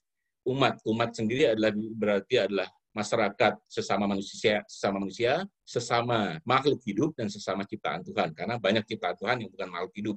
Contohnya udara, air, dan sebagainya. Nah, ini kira-kira pilar dari cerdas berbudi luhur itu ada 4. Welas asih, cinta kasih, empati, dan simpati. Yang targetnya adalah mencapai kesejahteraan umat ciptaan Tuhan. Jadi, budi luhur sendiri dengan 4 pilar tersebut, ada kita sebutkan yaitu nilai-nilai welas asih, cinta kasih, empati, dan simpati. Apa itu welas asih? Welas asih itu pikiran, perasaan, dan kalbu ingin selalu berbuat atau mengurangi penderitaan orang lain atau penderitaan dari umat Tuhan. Penderitaan dari tumbuhan, penderitaan dari hewan, alam semesta. Cinta kasih yaitu pikiran, perasaan, dan kalbu digunakan untuk menciptakan kesejahteraan umat. Empati, perasaan sedih atas penderitaan orang lain. Simpati ada perasaan senang bila melihat pihak lain senang, dan sedih bila melihat pihak lain sedih. Itu nilai-nilai yang kita sampaikan kepada mahasiswa maupun sivitas akademika. Di mana keempat pilar tersebut akan dibagi menjadi 41 subpilar. Yang kita lihat misalnya jujur, tidak sombong, menghormati Bapak Ibu, tidak korupsi, tidak rakus, komunikatif, optimis, disiplin, suka menolong, tidak mencuri, tidak memfitnah, tidak berkhianat, dan sebagainya. Jadi ada 41 subpilar dari 4 nilai tersebut. Nah, ke 4 pilar dan 41 subpilar itu kita ukur dengan dimensi atau spektrum dari diri sendiri, sesama manusia, dan sesama ciptaan Tuhan. Pak Wakil Menteri tadi menyatakan bahwa kita harus bermanfaat bagi diri sendiri, bermanfaat bagi sesama manusia, dan bermanfaat bagi sesama ciptaan Tuhan. Dalam hal misalnya menjaga agar kita tidak menularkan pandemi misalnya COVID kepada orang lain, kita harus menjaga diri sendiri. Kita harus memakai masker, dan juga mengingatkan sesama lingkungan kita. Dan juga memikirkan bagaimana misalnya kemungkinan terjadi penularan juga bukan antar manusia, tapi antara manusia dengan hewan misalnya, contoh. Berikutnya, inilah ruang lingkup diri sendiri itu menggambarkan bagaimana sikap leluhur itu diterapkan terhadap diri sendiri, terhadap lingkup sesama manusia dan lingkup sesama ciptaan Tuhan. Yang seperti disampaikan tadi, alam, hewan, tumbuhan, dan sebagainya itu kita harus care. Itulah mendorong untuk kita selalu concern dengan bagaimana budi luhur terlibat aktif dalam menjaga kelestarian lingkungan. Nah, kita harus merubah mindset di sini bahwa coronavirus 19 berupa penyakit kita rubah menjadi sebuah peluang, yaitu C-nya duration, O-nya opportunity, V-nya value, I-nya integrated, D-nya digital transformation, karena budi luhur itu basisnya adalah IT, dan cerdas berbudi luhur, yaitu nilai-nilai kebuduran yang ada 9. Nah, kolaborasi itu apa, opportunity apa, dan seterusnya kita bisa lihat bisa dibaca sendiri, saya percepat saja. Nah, sekarang bagaimana kita lompat ke kampus merdeka? Mas Menteri mengatakan bahwa mahasiswa memiliki kesempatan untuk 1 semester atau setara 20 SKS menempuh pembelajaran di luar program studi pada perguruan tinggi yang sama, jadi di kampus yang sama, tapi program studi berbeda. Itu sudah dilakukan oleh Budi Luhur 10 tahun yang lalu, di mana seorang mahasiswa kriminologi, misalnya mahasiswa ilmu sosial, yang bisa belajar, misalnya ingin tahu digital forensik, mereka ngambilnya di mata kuliahnya di Fakultas Teknologi Informasi. Fakultas Teknologi Informasi ingin berbisnis, mereka mengambil digital bisnis di Fakultas Ekonomi dan Bisnis dengan basis kekuatan teknologi informasinya. Itu sudah diberikan. Jadi selain ada major, ada minor yang bisa antar prodi, itu sudah dilakukan oleh Budi Luhur. Sehingga kemudian paling lama 2 semester setara dengan 40 SKS menempuh pembelajaran pada prodi yang sama di perguruan tinggi yang berbeda. Budi Luhur sudah bekerja sama dengan UGM untuk misalnya Fakultas Teknologi Informasi kuliah 1 semester di UGM. Sehingga mahasiswa-mahasiswa yang ingin kuliah di UGM merasakan bagaimana kuliah di PTN, mereka diizinkan, diberikan kesempatan. Juga sekarang kami sedang menjajaki dengan ITS dan juga beberapa, itu untuk di dalam negeri. Di luar negeri kami menyelenggarakan dengan kerjasama dengan perguruan tinggi di Belanda, Jepang, India, Malaysia, dan Thailand. Untuk program pertukaran pelajar atau exchange student, supaya mahasiswa-mahasiswa Budi Luhur bisa mengenal bagaimana budaya lokal dari negara-negara yang dikunjungi. Dan kita pun menerima mahasiswa-mahasiswa asing ke kampus Budi Luhur. Ini implementasi dari Merdeka Belajar yang sudah dipaparkan oleh Mas Menteri, yang sudah dilaksanakan oleh Budi Luhur untuk internasional program sejak tahun 2010. Mengingat bahwa transformasi digital, revolusi industri 1 sampai ke 4, di mana teknologi informasi sangatlah menonjol.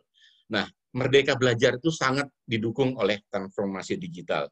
Apalagi pada saat ini kita bisa kuliah tanpa harus berada di tempat atau di kampus tersebut secara fisik, dengan menggunakan yang disebut sebagai pembelajaran jarak jauh atau distance learning.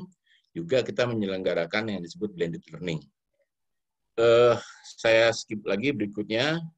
Ini adalah aktivitas pembelajaran yang disampaikan oleh Mas Menteri. 8 jenis pembelajaran di luar kampus, mulai dari pertukaran pelajar yang sudah dilakukan sejak lama oleh Budi Luhur dari mulai 10 tahun yang lalu, kemudian magang dan praktek kerja, asistensi mengajar di satuan pendidikan, penelitian atau riset, proyek kemanusiaan, kegiatan wirausaha, studi atau proyek independen, membangun desa atau kuliah kerja nyata tematik. Nah, dari apa yang sudah ditawarkan atau disampaikan oleh panduan Menteri, Mas Menteri, Budi Luhur sudah melaksanakan cukup lama, dan ini kira-kira yang kita realisasikan dan sudah berjalan dengan lancar. Merdeka Belajar dimanapun, artinya mahasiswa bisa belajar di rumah atau di kampus yang kita sebut sebagai blended learning. Kemudian mereka memilih student exchange, mereka boleh memilih, boleh juga tidak pergi. Karena student exchange itu mereka bisa memilih, misalnya mereka mau pertukaran pelajarnya kemana. Ada yang suka ke dekat-dekat saja, mereka memilih ke Malaysia atau ke Thailand. Apa yang ingin ke Eropa, mereka memilih ke Belanda. Ada yang ke Jepang dan ada yang ke India. Jadi India itu khususnya kita kirim mahasiswa untuk yang belajar IT, karena India IT-nya sangat kuat. Kemudian Merdeka memilih alternatif KKP, KKN untuk tugas akhir. Di mana tugas akhir itu macam-macam. Bisa berupa proyek, bisa berupa karya ilmiah, dan bisa berupa skripsi. KKN kita tawarkan sekarang karena masa pandemi ada yang namanya IKKN. IKKP dan IKKN. Jadi KKN tidak harus keluar dari rumah, bisa melakukan KKN dengan menggunakan teknologi informasi. Jadi kemudahan yang sangat-sangatlah dirasakan oleh mahasiswa dengan adanya teknologi informasi untuk tetap belajar. Merdeka kuliah sambil bekerja. Jadi banyak sekali mahasiswa Budi Luhur yang sambil bekerja, Merdeka magang di luar negeri. Yaitu bagaimana mereka kita tawarkan untuk magang di beberapa perusahaan yang ada di luar negeri, bekerja sama dengan mitra dari Budi Luhur. Dan yang terakhir, seperti saya sampaikan tadi, Merdeka memilih jadwal dan mata kuliah sesuai minat. Karena setiap semester, semua mata kuliah ditawarkan, ditayangkan, dan disebutkan kemudian dosennya siapa saja, mereka bisa memilih dosennya dan bisa memilih jadwal kuliah sesuai dengan jadwal yang mereka pesan. Itu yang dilakukan oleh Budi Luhur yang sudah direalisasikan sejak 20 tahun yang lalu untuk bebas memilih mata kuliah, dosen, dan jadwal kuliah. untuk mahasiswa S1 khususnya. Nah, berikutnya adalah alternatif KKP, KKN seperti apa? Misalnya IKKN, IKKP, kalau misalnya tugas akhir, bisa artikel ini aja, karena pada saat ini kita tidak bisa keluar untuk mencari data, boleh mengambil data publik dari internet. Itu kira-kira Merdeka Belajar yang dilakukan, yang ditawarkan kepada mahasiswa Budi Luhur untuk memudahkan mereka dalam menyelesaikan pendidikannya tanpa harus terkekang dengan macam-macam aturan. Nah, ini beberapa contoh dari apa yang sudah dilakukan oleh Budi Luhur, misalnya untuk pertukaran pelajar. Ini mahasiswa Budi Luhur waktu ke Den Haag tahun lalu, dan yang sebelah kanan ini adalah kita menerima mahasiswa dari Acharya Institute dari Bangalore, India, yang belajar di Universitas Budi Luhur. Kemudian ini adalah mahasiswa Budi Luhur yang pergi ke Belanda, ke AZ University di Vlissingen, untuk studi trip selama 2 minggu, untuk mereka belajar bagaimana culture dari sana, dan juga memperkenalkan lokal wisdom dari Indonesia, supaya orang Belanda juga tahu bagaimana culture dan local wisdom dari masyarakat Indonesia. Tapi tidak hanya ke luar negeri, pertukaran kearifan lokal juga bisa kita lakukan dengan kerjasama dengan dalam negeri, dengan misalnya Institut Desain dan Bisnis di Bali, dan juga dengan Universiti Kebangsaan Malaysia yang studi pertukaran pelajar dengan Budi Luhur, dan 3 dengan Universitas Institut Desain and Bisnis Bali. Jadi tripartite university menyelenggarakan kerjasama internasional untuk pertukaran pelajar sudah kami lakukan. Berikutnya ini adalah mahasiswa yang studi exchange student ke Belanda pada saat mulai winter. Nah, intinya adalah pertukaran itu juga dilakukan untuk memperkenalkan kearifan lokal. Jadi mahasiswa Meiji, Budi Luhur, Meiji yang di Jepang itu kita inapkan misalnya di masyarakat sekitar, atau bahkan mereka senang sekali waktu mereka punya kesempatan tinggal di pesantren selama 2 hari. Belajar bagaimana Islam untuk di Jakarta. Mungkin kalau di Nias, bagaimana culture-nya Nias. Mungkin saya rasa juga bagus sekali. Nah, ini yang sebelah kiri adalah mahasiswa dari Kanda Institute Tokyo juga yang belajar selama 1 semester di Universitas Budi Luhur. Sebaliknya, Universitas Budi Luhur pun mengirimkan mahasiswanya ke sana sebagai pertukaran dengan resiprokal, artinya kalau kita mengirim 5, mereka menerima 5, yang dikenakan biayanya hanya biaya hidup, kalau biaya kuliah dan sebagainya free. Itu yang kami lakukan. Nah, kearifan lokal sendiri, yang saya tambahkan lagi adalah bagaimana bekerja, kita selalu harus sabar mensyukuri, sabar narimo, welas asih, dan cinta kasih, dan senang tetulung mering sepodo, atau senang menolong sesamanya. Nah, implementasinya seperti apa? Budi Luhur punya bank sampah Budi Luhur, di mana kami mengundang mahasiswa asing tersebut untuk bagaimana mengolah sampah kita, khususnya sampah plastik, dengan melibatkan sekitar. Nah, sampah yang dijadikan hasil karya seni, itu kita tempatkan di galeri bank sampah yang kita nantinya pada saat ada tamu-tamu dari luar negeri yang datang akan kita perkenalkan. Di sebelah kanan inilah karya-karya dari mahasiswa untuk dari bahan baku sampah untuk kemudian menjadi bahan jadi yang mempunyai nilai ekonomi. Ini kunjungan dari Austria, City Austria. Nah, langkahnya apa? Langkah pertama ada operasi pengumpulan sampah, melibatkan karyawan, mahasiswa, dan dosen. Ada operasi semut, ada operasi gajah istilahnya. Operasi gajah itu mengumpulkan barang-barang yang besar-besar. Operasi semut adalah mengumpulkan barang-barang kecil, plastik sase, puntung rokok, gelas plastik, dan sebagainya yang bukan sampah yang ada di sekitar, dan juga mengundang masyarakat di sekitar kampus untuk mengumpulkan sampahnya ke Budi Luhur untuk diproses dan diolah. Di mana kemudian pengolahan sampah plastik itu diolah, yaitu digunting, dicuci, dan dikelompokkan untuk menjadi barang jadi. Barang jadi contohnya di sini adalah karpet plastik, ini adalah tempat tisu. Ini adalah karya-karya dari mahasiswa untuk menanamkan rasa cinta mereka kepada lingkungan. Mereka ikut terlibat aktif dalam mengumpulkan sampah dan membuat belajar menghasilkan sebuah karya yang bermanfaat.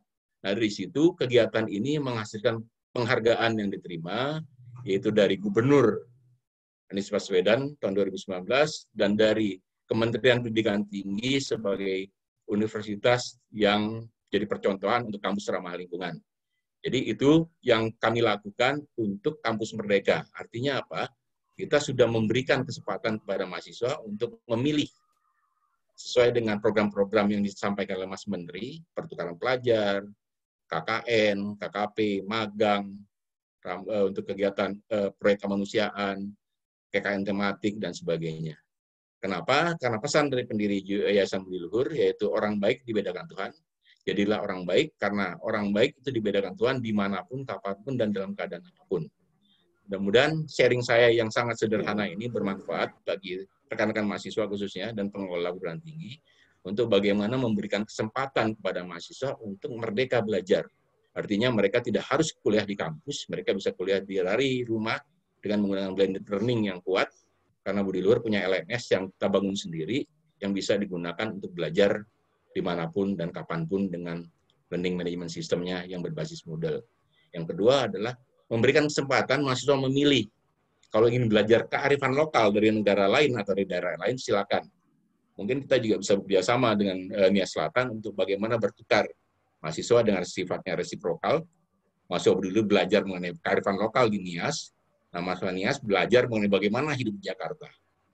Kita punya beberapa mahasiswa ikatan dinas dari NIAS yang kita tampung di asrama untuk mereka lebih mengenal bagaimana kehidupan di kota nantinya, tapi dengan setelah lulus mereka harus kembali ke daerahnya masing-masing untuk membangun daerahnya. Itu kesepakatan dan niat dari Budi Luhur untuk supaya kita bertukar. Nah, pertukaran dari kearifan lokal itu akan membuat para mahasiswa itu punya rasa toleransi bahwa kearifan lokal itu banyak sekali di Indonesia, yang tidak bisa kita salahkan karena itu adalah kearifan lokal, kesepakatan. Jadi untuk tidak menyalahkan, makanya akhirnya dengan mengerti, memahami, terjun langsung akan mengakibatkan munculnya apa yang disebut sebagai toleransi. Kadang-kadang mahasiswa karena dia merasa dia tidak tahu, dia merasa mayoritas, toleransinya sangat-sangatlah rendah. Tapi begitu mereka saling mengenal, saling bertukar informasi, saling berinteraksi, akhirnya muncullah apa yang disebut sebagai toleransi, saling menghargai dan saling mencintai, bahwa kita sesama manusia, sesama ciptaan Tuhan harus saling bekerja sama, bantu-membantu, gotong royong. Saya rasa itu saja sedikit mengenai sharing saya, tidak banyak, mudah-mudahan bermanfaat, mudah-mudahan memberikan inspirasi pada teman-teman semua. Terima kasih, mohon maaf kalau ada hal-hal yang kurang berkenan. Salam sejahtera kita bagi kita semua. Terima kasih. Terima kasih, Pak. Baik, demikianlah kedua pemaparan materi dari narasumber kita. Dan saat ini kita akan membuka kembali pertanyaan dari ruang Zoom maupun dari YouTube channel yang sudah ada. Dan di sini sudah ada beberapa pertanyaan.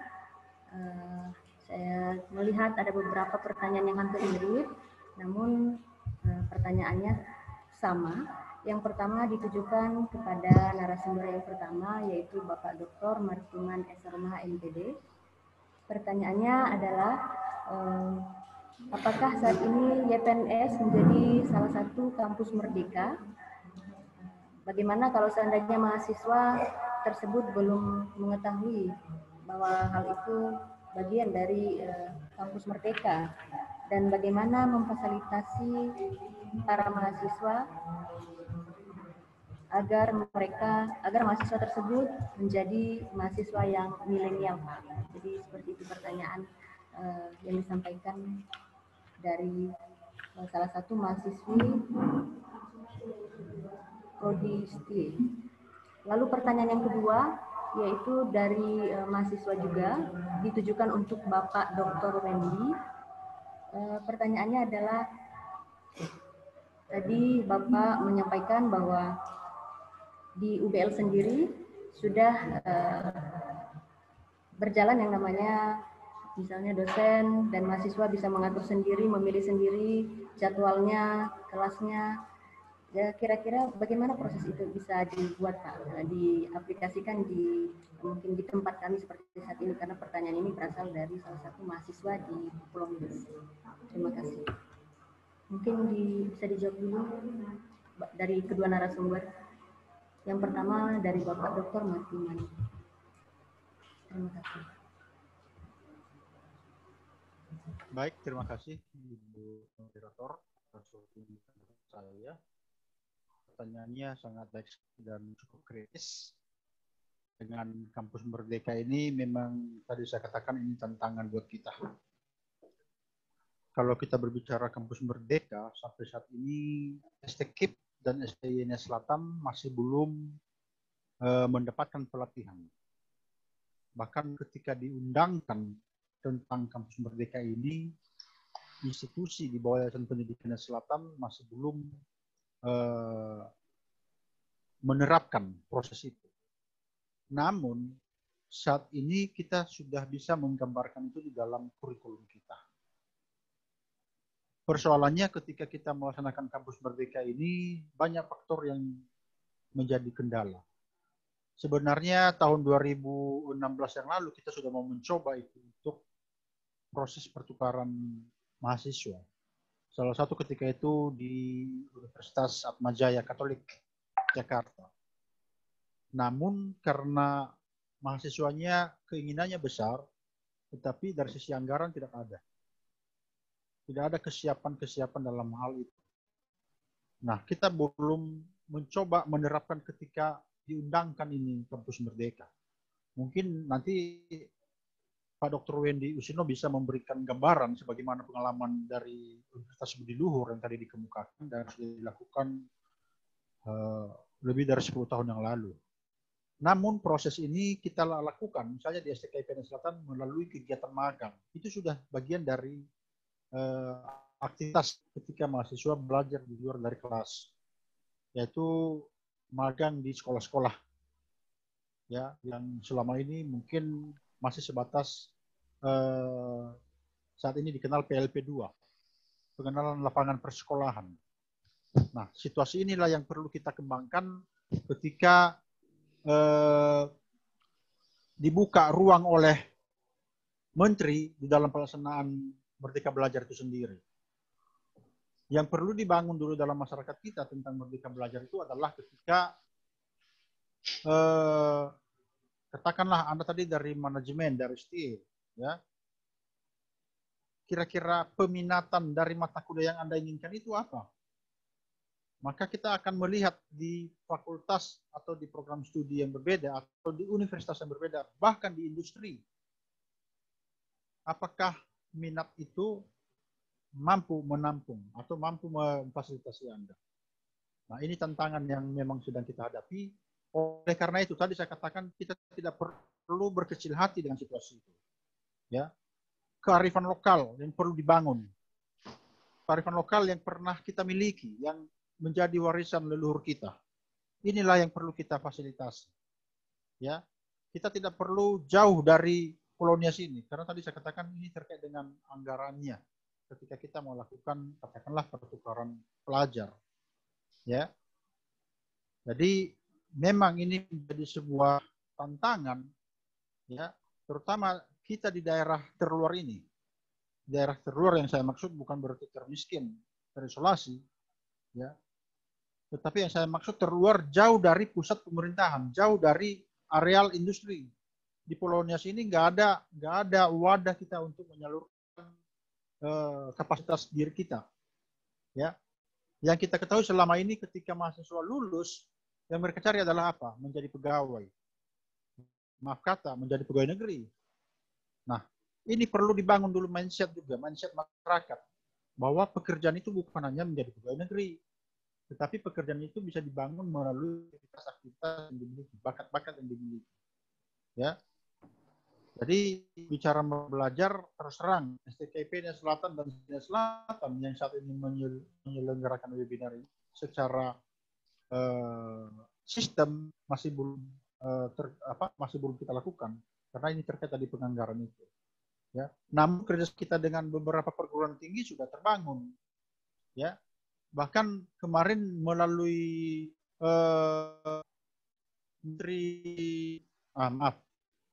Dinas Tenaga Kerja di Kabupaten Nias Selatan. Ketika ada kerjasama itu, sehingga ketika lulusan kita menyelesaikan studi, kita di kesempatan bersama dalam hal bagaimana mahasiswa ini, alumni ini direkrut, sehingga mereka bisa bekerja. Sekarang ada mereka alumni kita yang bekerja di luar negeri. Ya, alumni kita yang bekerja di beberapa tempat. Nah, itu hanya prokerja. Tetapi selama mereka kuliah, kita masih belum punya link untuk itu. Ada link, tetapi kita dibatasi oleh anggaran. Nah, ini tantangan juga bagi kita. Tadi saya katakan tantangan. Bila seandainya mahasiswa baik STI maupun STKP siap, ya, untuk untuk membangun kapasitas dirinya, maka yakinlah juga bahwa institusi juga akan siap memfasilitasi Anda. Ini. Jadi sebagai Anda tadi milenial, sebagai anak milenial itu artinya bahwa sudah mampu berinteraksi bukan hanya dalam lingkungan kita, tetapi mampu berinteraksi bahkan membangun komunikasi yang baik dengan berbagai pihak, dunia industri, ya, dengan lembaga pemerintah, lembaga swasta, ya, sehingga apa yang diharapkan juga tadi Pak Wakil Menteri tadi, bagaimana kita memperbaiki ekonomi masyarakat, bagaimana kita memperbaiki pengetahuan masyarakat. Maka kita percaya dengan kehadiran perguruan tinggi di Pulau Nias, ya khususnya di daerah ini, bagaimana kita memperbaiki pengetahuan masyarakat itu. Ya. Mahasiswa adalah kaum elit yang mampu juga memberikan bosan terbosan dalam proses akademik. Ya, sering saya katakan memulai sesuatu itu awali dulu dari aktivitas, hobi, kebiasaan, bakat. Bentuk komunitas dalam kesan hobi. Proses itu terus berproses. Melalui aktivitas ini juga akan Anda dapatkan pengetahuan-pengetahuan lain. Ya. Karena misalnya Anda punya bakat memasak misalnya, membuat kue misalnya. Di dalam kelas nggak ada mata kuliah itu. Tetapi ada kurikulum, misalnya kurikulum mata kuliah kewirausahaan. Pertanyaannya, apakah sebatas teori? Ya. Oleh karena itu, melalui aktivitas itulah, maka pengetahuan itu akan bertambah. Maka Merdeka Belajar ini juga akan terbangun. Ya, akan difasilitasi ke tempat di mana fakultas, atau di mana program studi, atau di mana apalagi di industri sesuai dengan minat yang diminati oleh mahasiswa. Jadi inilah harapan kita.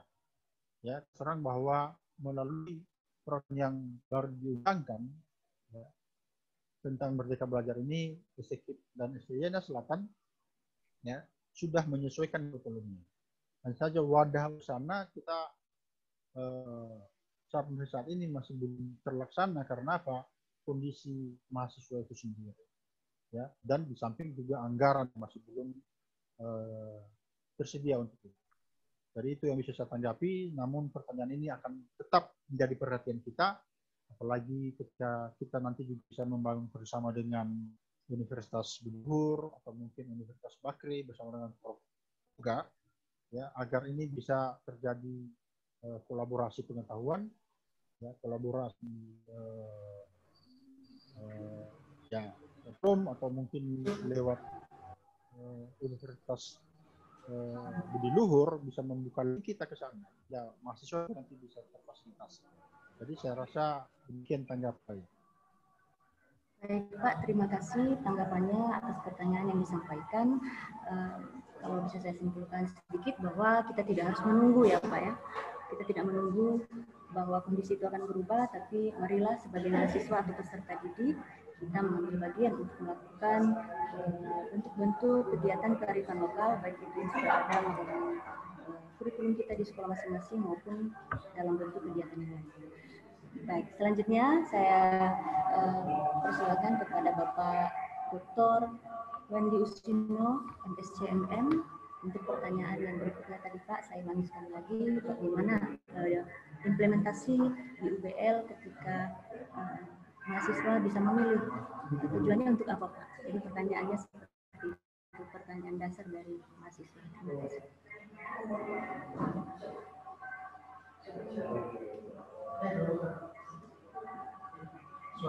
Izin Pak. Izin Pak. Baik, saya tangkap pertanyaannya kayak tadi bahwa bagaimana Budi Luhur memberikan kesempatan pada mahasiswa untuk memilih dosen mata kuliah dan kelompok dengan bebas gitu, merdeka gitu ya. Baik, saya ceritakan ini kronologinya. Jadi prosesnya seperti ini. Mahasiswa budi luhur itu pada saat awal semester, sebelum mulai semester baru, mereka sudah pesan tempat istilahnya. Mereka mau ngambil mata kuliah apa saja semester depan. Jadi diisi melalui istilah kita sebutkan web student. Jadi melalui aplikasi web, mahasiswa sudah bisa mengisi KRS secara elektronis. Kemudian kita tangkap semua masukan tersebut sehingga kita tahu bahwa semester depan itu kebutuhan mahasiswa apa saja. Jadi mahasiswa milih ceritanya. Katakanlah yang milih mata kuliah akuntansi lanjutan berapa, yang milih programming berbasis Android berapa. Nah, dari jumlah itu kita bagi kelompoknya. Misalnya karena satu kelompok itu, satu kelas itu 50 orang, kalau yang pesan ada 500 mahasiswa, berarti akan ada 10 kelompok mata kuliah, misalnya akuntansi lanjutan. Nah, dari situ kita akan pilih dosennya siapa saja dengan jadwal-jadwal yang dosennya bisa. Jadi selama seminggu, Senin sampai Jumat, itu ada mata kuliah itu ditawarkan karena jumlah kelompoknya banyak. Nah, nanti setelah jadwal terpampang, mahasiswa tinggal lihat jadwalnya. Akuntansi lanjutan itu hari apa aja adanya. Yang dosen yang favorit siapa? Biasanya berebut tuh mereka itu. Begitu kita jadwalkan dibuka, misalnya jam 12 malam, semuanya langsung berbondong-bondong ngisi di web.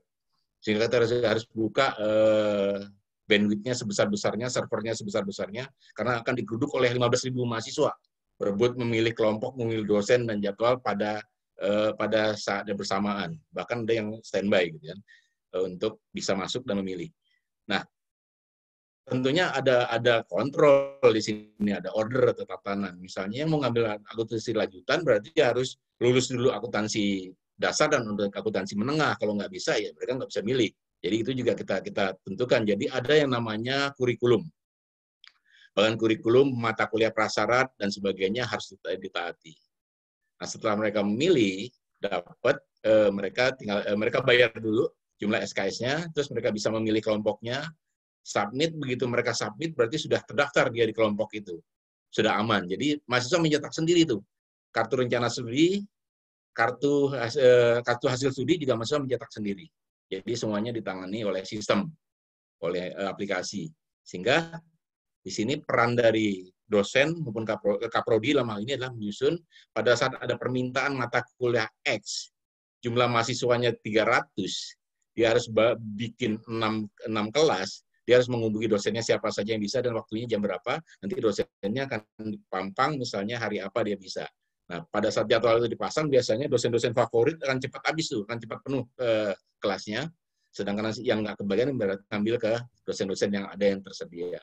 Itu yang dimaksud dengan merdeka milih mata kuliah, merdeka milih dosen, merdeka milih jadwal. Karena jadwal itu kan satu mata kuliah, misalnya akuntansi lanjutan, itu bisa ada hari Senin, dari Selasa, dari Rabu, sehingga mahasiswa bisa milih, saya menentukan kuliahnya hari Senin sama Selasa sama Jumat aja. Rabu Kamis saya mau libur. Itu mahasiswa bisa seperti itu. Itu yang ditawarkan di Budi Luhur.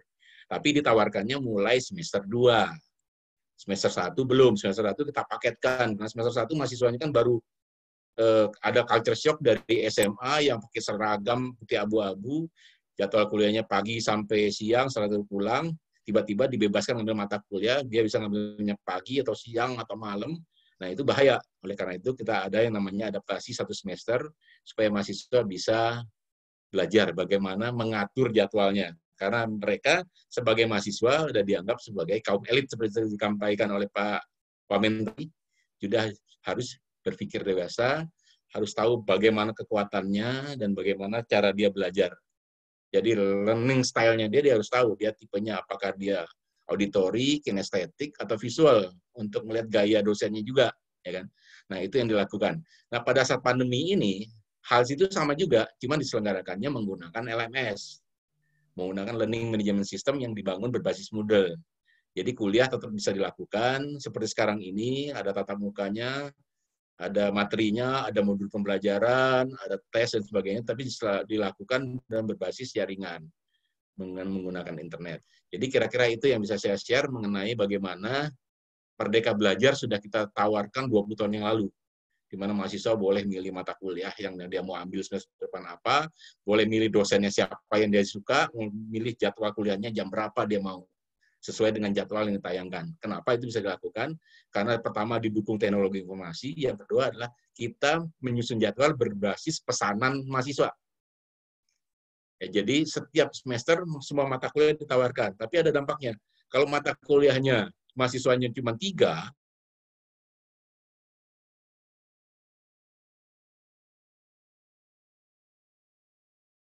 kuliah.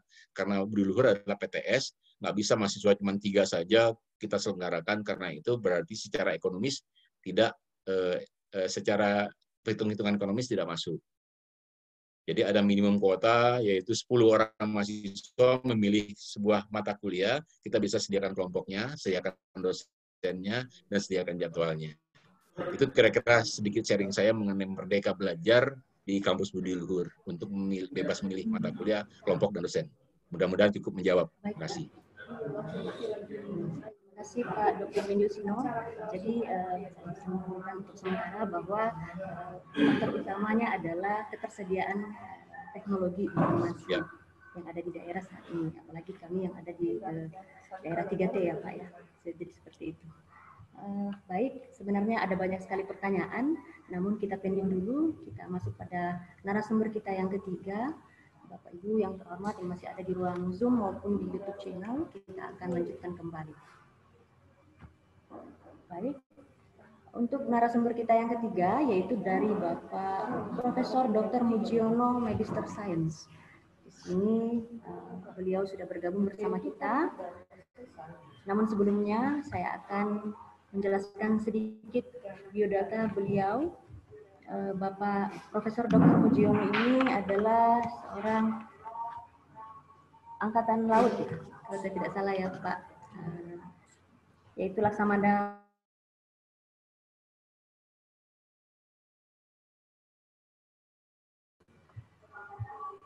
dan menjadi pembina utama pada tahun 2004 dan terakhir mulai di tahun 2014 Bapak Profesor Mujiono mendapatkan kepangkatan guru besar. Dan kegiatan beliau sudah banyak ya, di luar negeri maupun di dalam negeri juga beliau sudah banyak berkontribusi, baik itu dalam karya-karya maupun dalam kegiatan-kegiatan lainnya yang berkaitan dengan pendidikan beliau. Baik, tanpa memperpanjang waktu, kita akan mendengarkan bersama materi yang akan disampaikan oleh Bapak Profesor Dr. Mujiono, MSc. Kepada Bapak disilakan.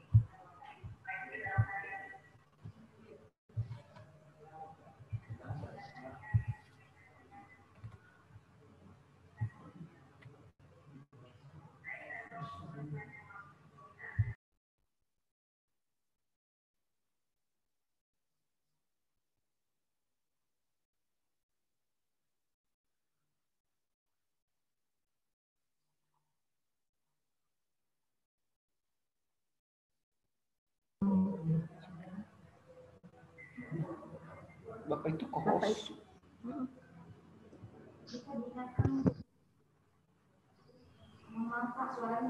Mohon maaf, Pak Profesor Mujiono, apakah suaranya terdengar, Pak? Oh, masih mute ya, Mas? Dibuka speakernya, Pak. Mohon izin, Pak Profesor Mujiono, speakernya diaktifkan kembali, Pak, karena tadi sudah di-mute.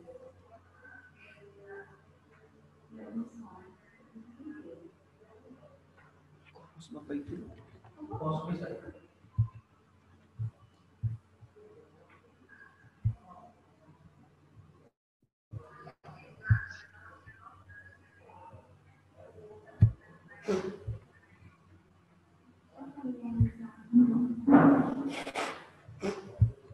Udah kos Bapak itu bisa buka sendiri.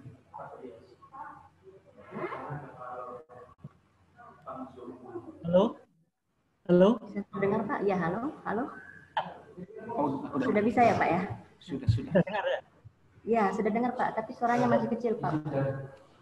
Ya. Silakan. Assalamualaikum warahmatullahi wabarakatuh. Salam sejahtera untuk kita semua. Sudah dengar Mbak ya? Dengar Pak, dengar. Dengar Prof, dengar Prof. Kedengaran, Pak. Baik, terima kasih banyak. Saya yang ketiga, jadi pembicaraan ketiga sesuai dengan arahan bahwa saya akan menyampaikan suatu tulisan ide yang berjudul Kampus Merdeka Berbasis Kearifan Lokal yang akan diikuti oleh STKIP, STIE, dan juga STIH yang akan menjadi university nantinya. Tadi disampaikan oleh pembicara sebelumnya, itu sudah disampaikan perkenalan dan sebagainya. Saya juga dari Universitas Bullihur mulai tahun 82-an, selesai master saya sudah di sana dan seterusnya. Kemudian apa yang akan saya sampaikan hari ini? Ya, sebelumnya saya juga berterima kasih kepada Profesor Swahasil Nazara, Ibu Dr. Sitasi Jagoto, Dr. Martiman, Bapak Dr. Wendy Wisino, dan juga mungkin Profesor Dr. Hugas lagi nanti yang akan menyampaikan kuliahnya dan sebagainya. Nah, saya akan menyampaikan beberapa hal, yaitu sesuai dengan judul, yaitu yang terkait dengan Kampus Merdeka. Jadi judulnya itu adalah Kampus Merdeka Berbasis Kearifan Lokal, sehingga saya akan menyampaikan apa ide Kampus Merdeka dari Menteri Pendidikan dan Kebudayaan saat ini yang baru dikeluarkan beberapa bulan yang lalu, yang mungkin masih juga disusun mekanismenya. Kemudian apa itu kearifan lokal dan juga berkembangannya bagaimana, yang sudah meliputi Merdeka Belajar dan juga kearifan lokal. Kemudian prosesnya bagaimana membentuk manusia atau sumber daya manusia yang berkarakter. Kemudian bagaimana pengembangan kesadaran berbangsa yang berbasis kearifan lokal. Lokal berarti kita harus memperhatikan lokal. Daerah itu berarti apa itu? Daerah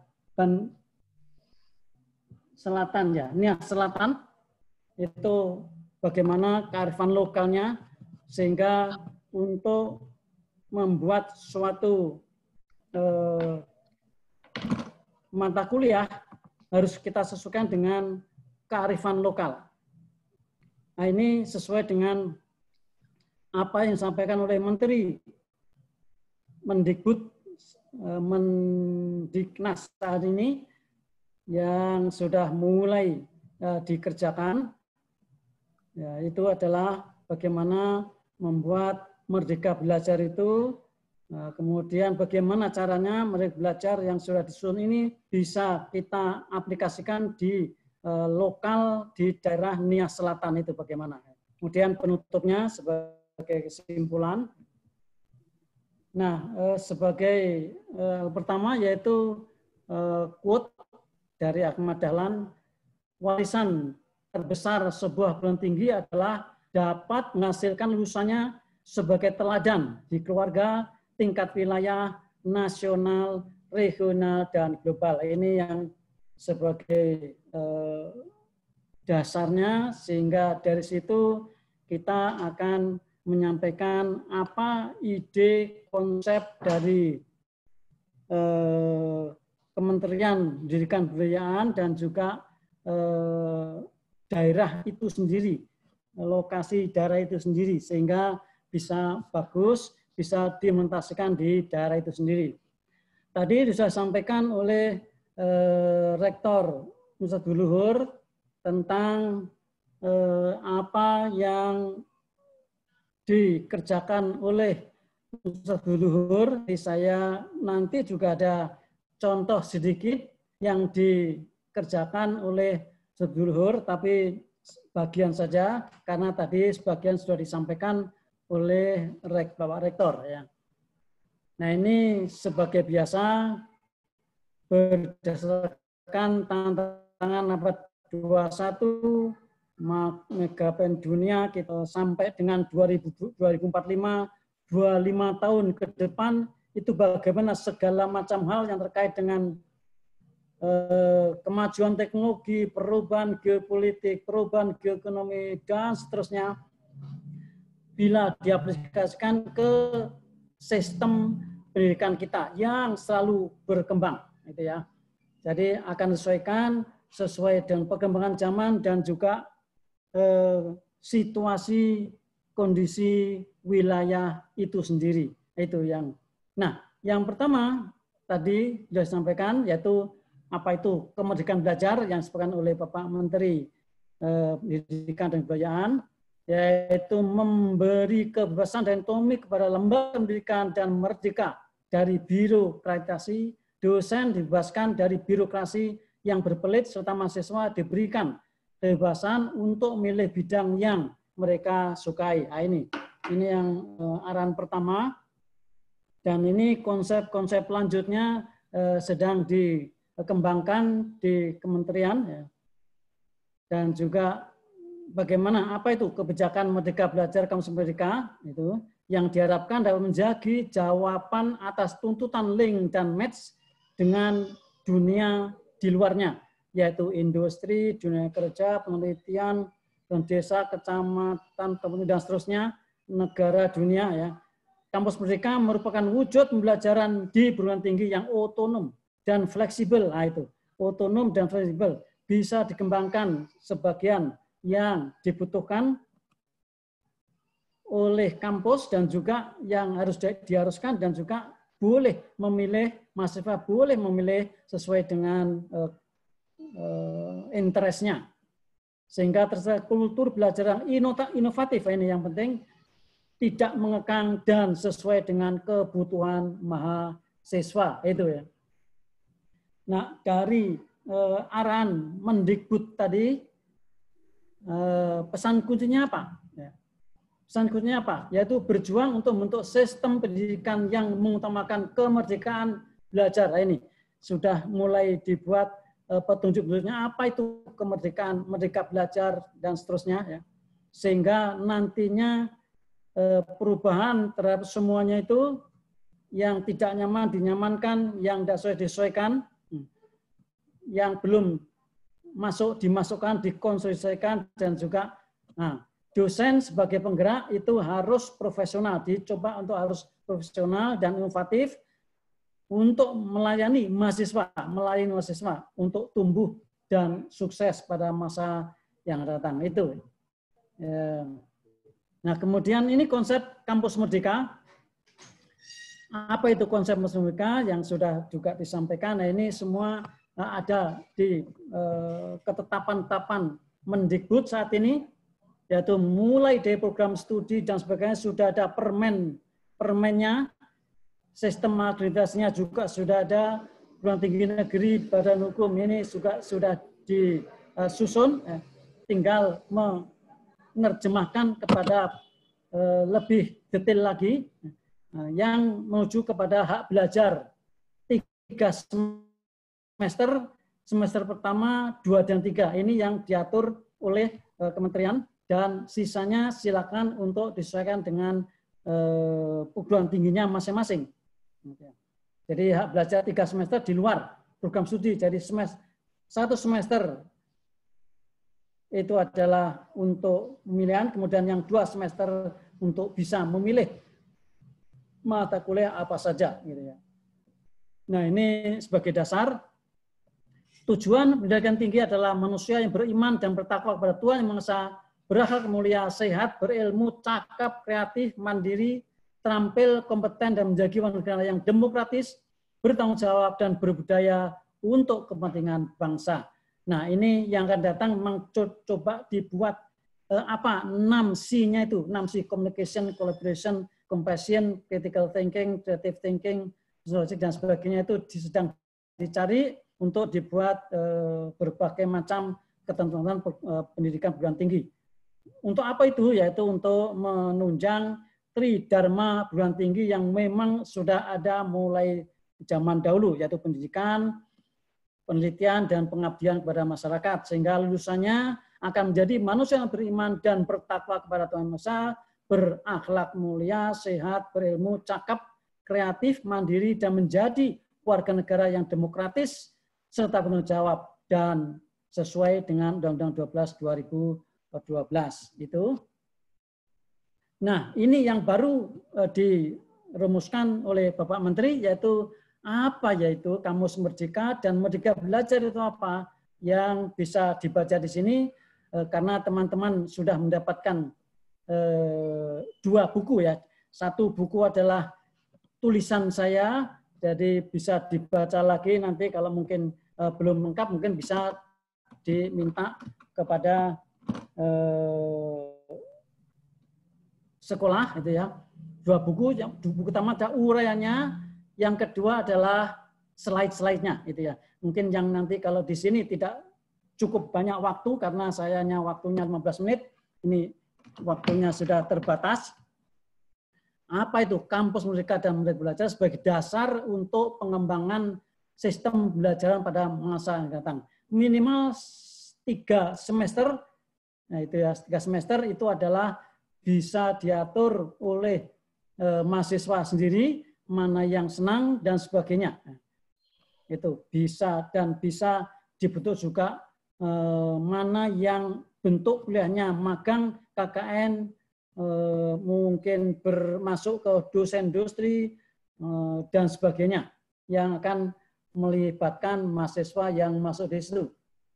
Semoga kemudian strategi Kemendikbud itu bagaimana agar supaya perguruan tinggi itu respons terhadap perubahan dan peningkatan kualitas SDM pendidikan yang utamanya tadi 1 sampai 3 semester diatur dulu, kemudian yang lainnya akan menyesuaikan dengan jurusan yang ada di perguruan tinggi itu.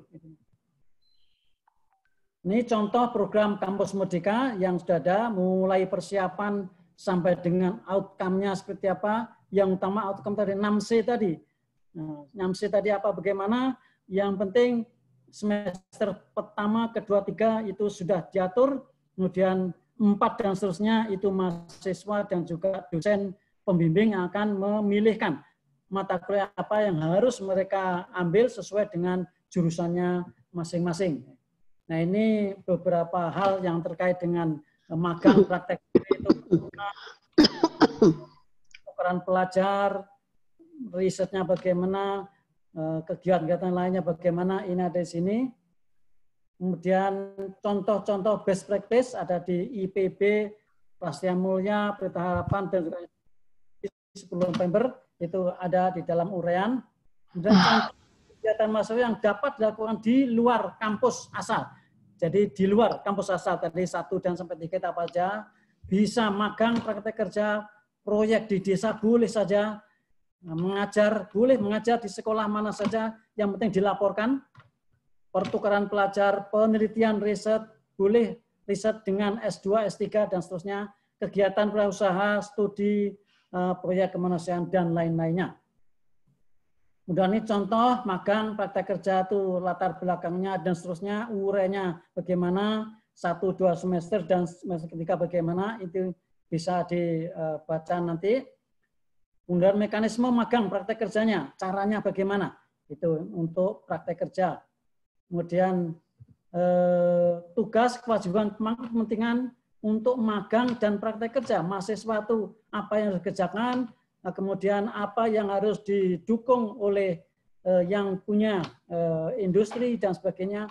Ini mekanismenya ada di sini.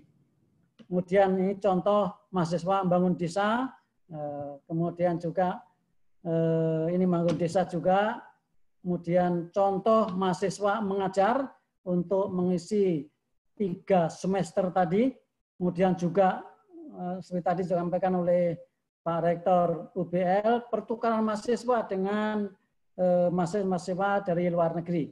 Itu untuk saling tukar atau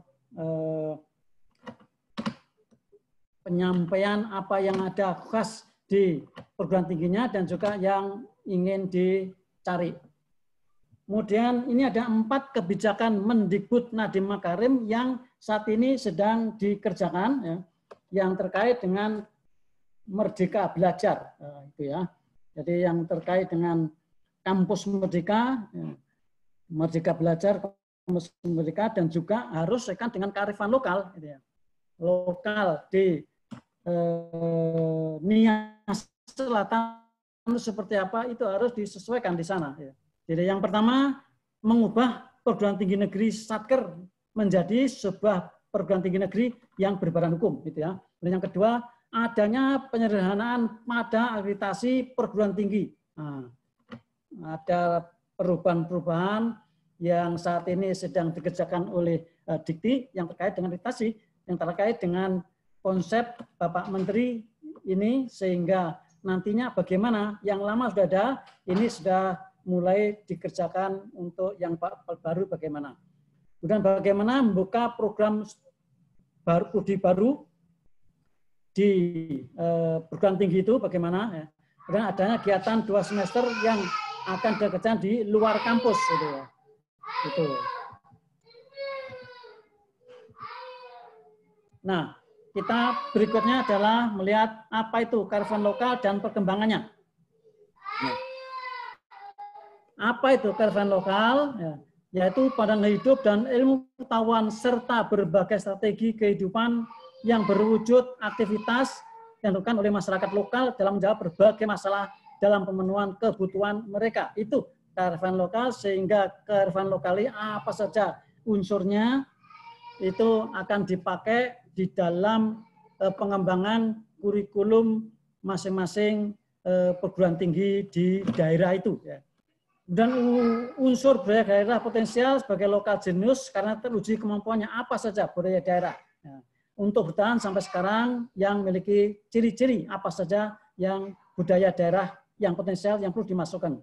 Yaitu beberapa hal, yaitu yang pertama mampu bertahan terhadap budaya luar, memiliki kemampuan mengakomodasi unsur-unsur dari luar, mempunyai kemampuan mengintegrasikan unsur dari luar ke dalam budaya asli, mempunyai kemampuan mengendalikan dan memberi arah pada perkembangan budaya.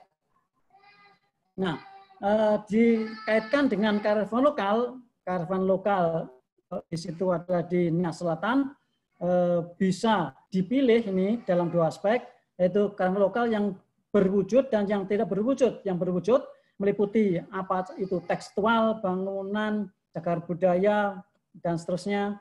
Kemudian yang tak berwujud berbagai macam petuah dari para sesepuh kita, para pendiri kita yang bisa disampaikan kepada mahasiswa untuk bisa berkembang di daerah itu sesuaikan dengan jurusannya dan sebagainya dan sebagainya.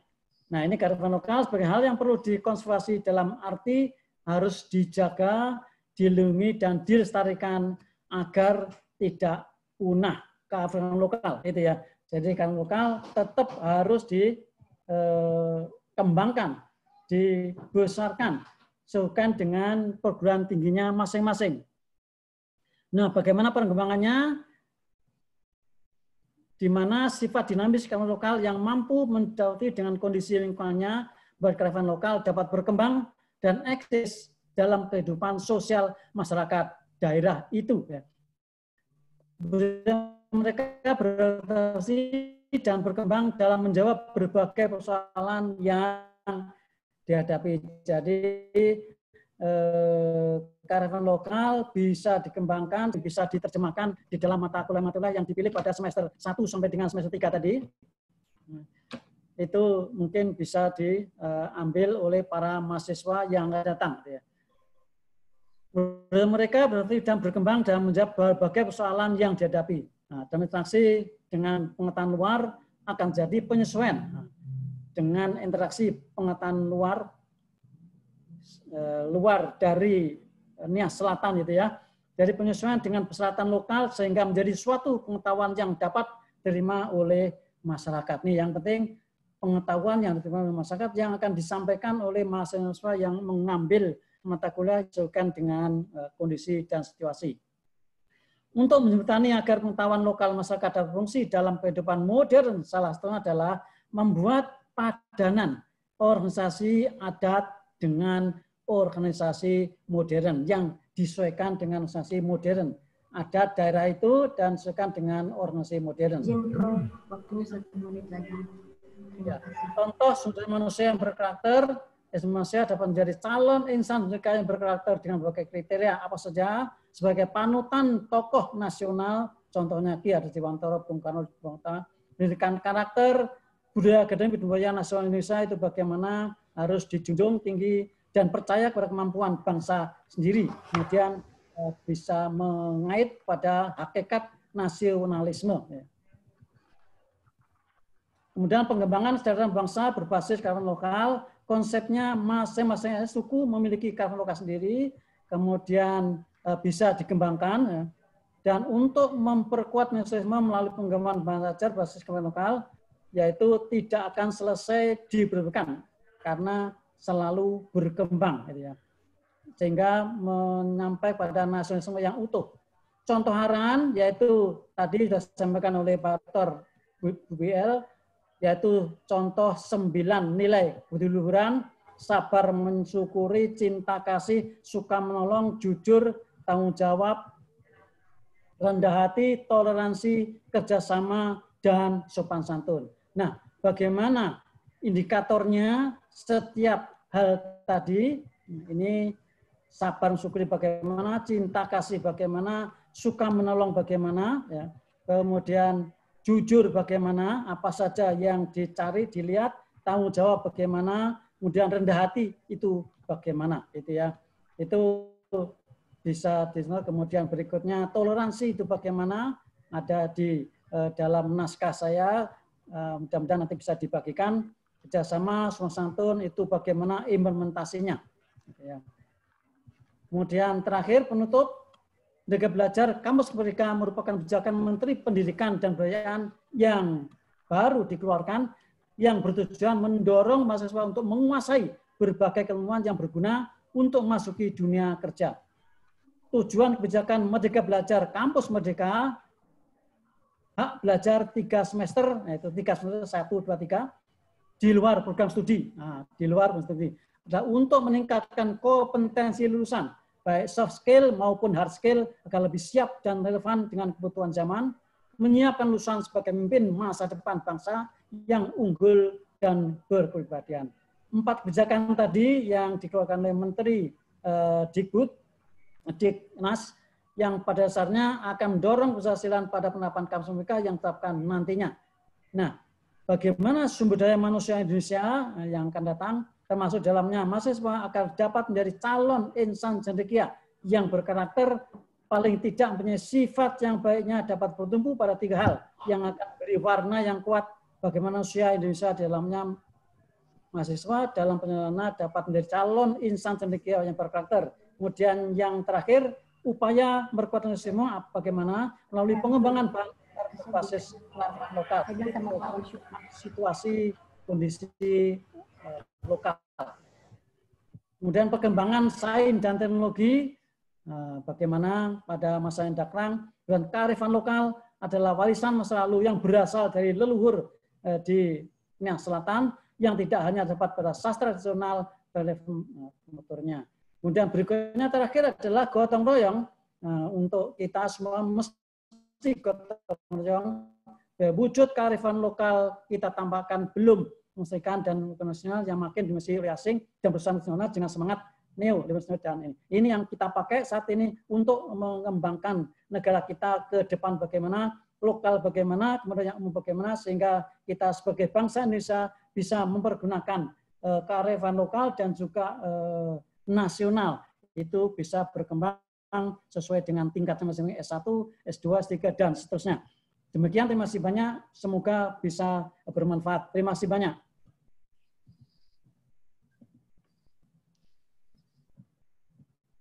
Silakan.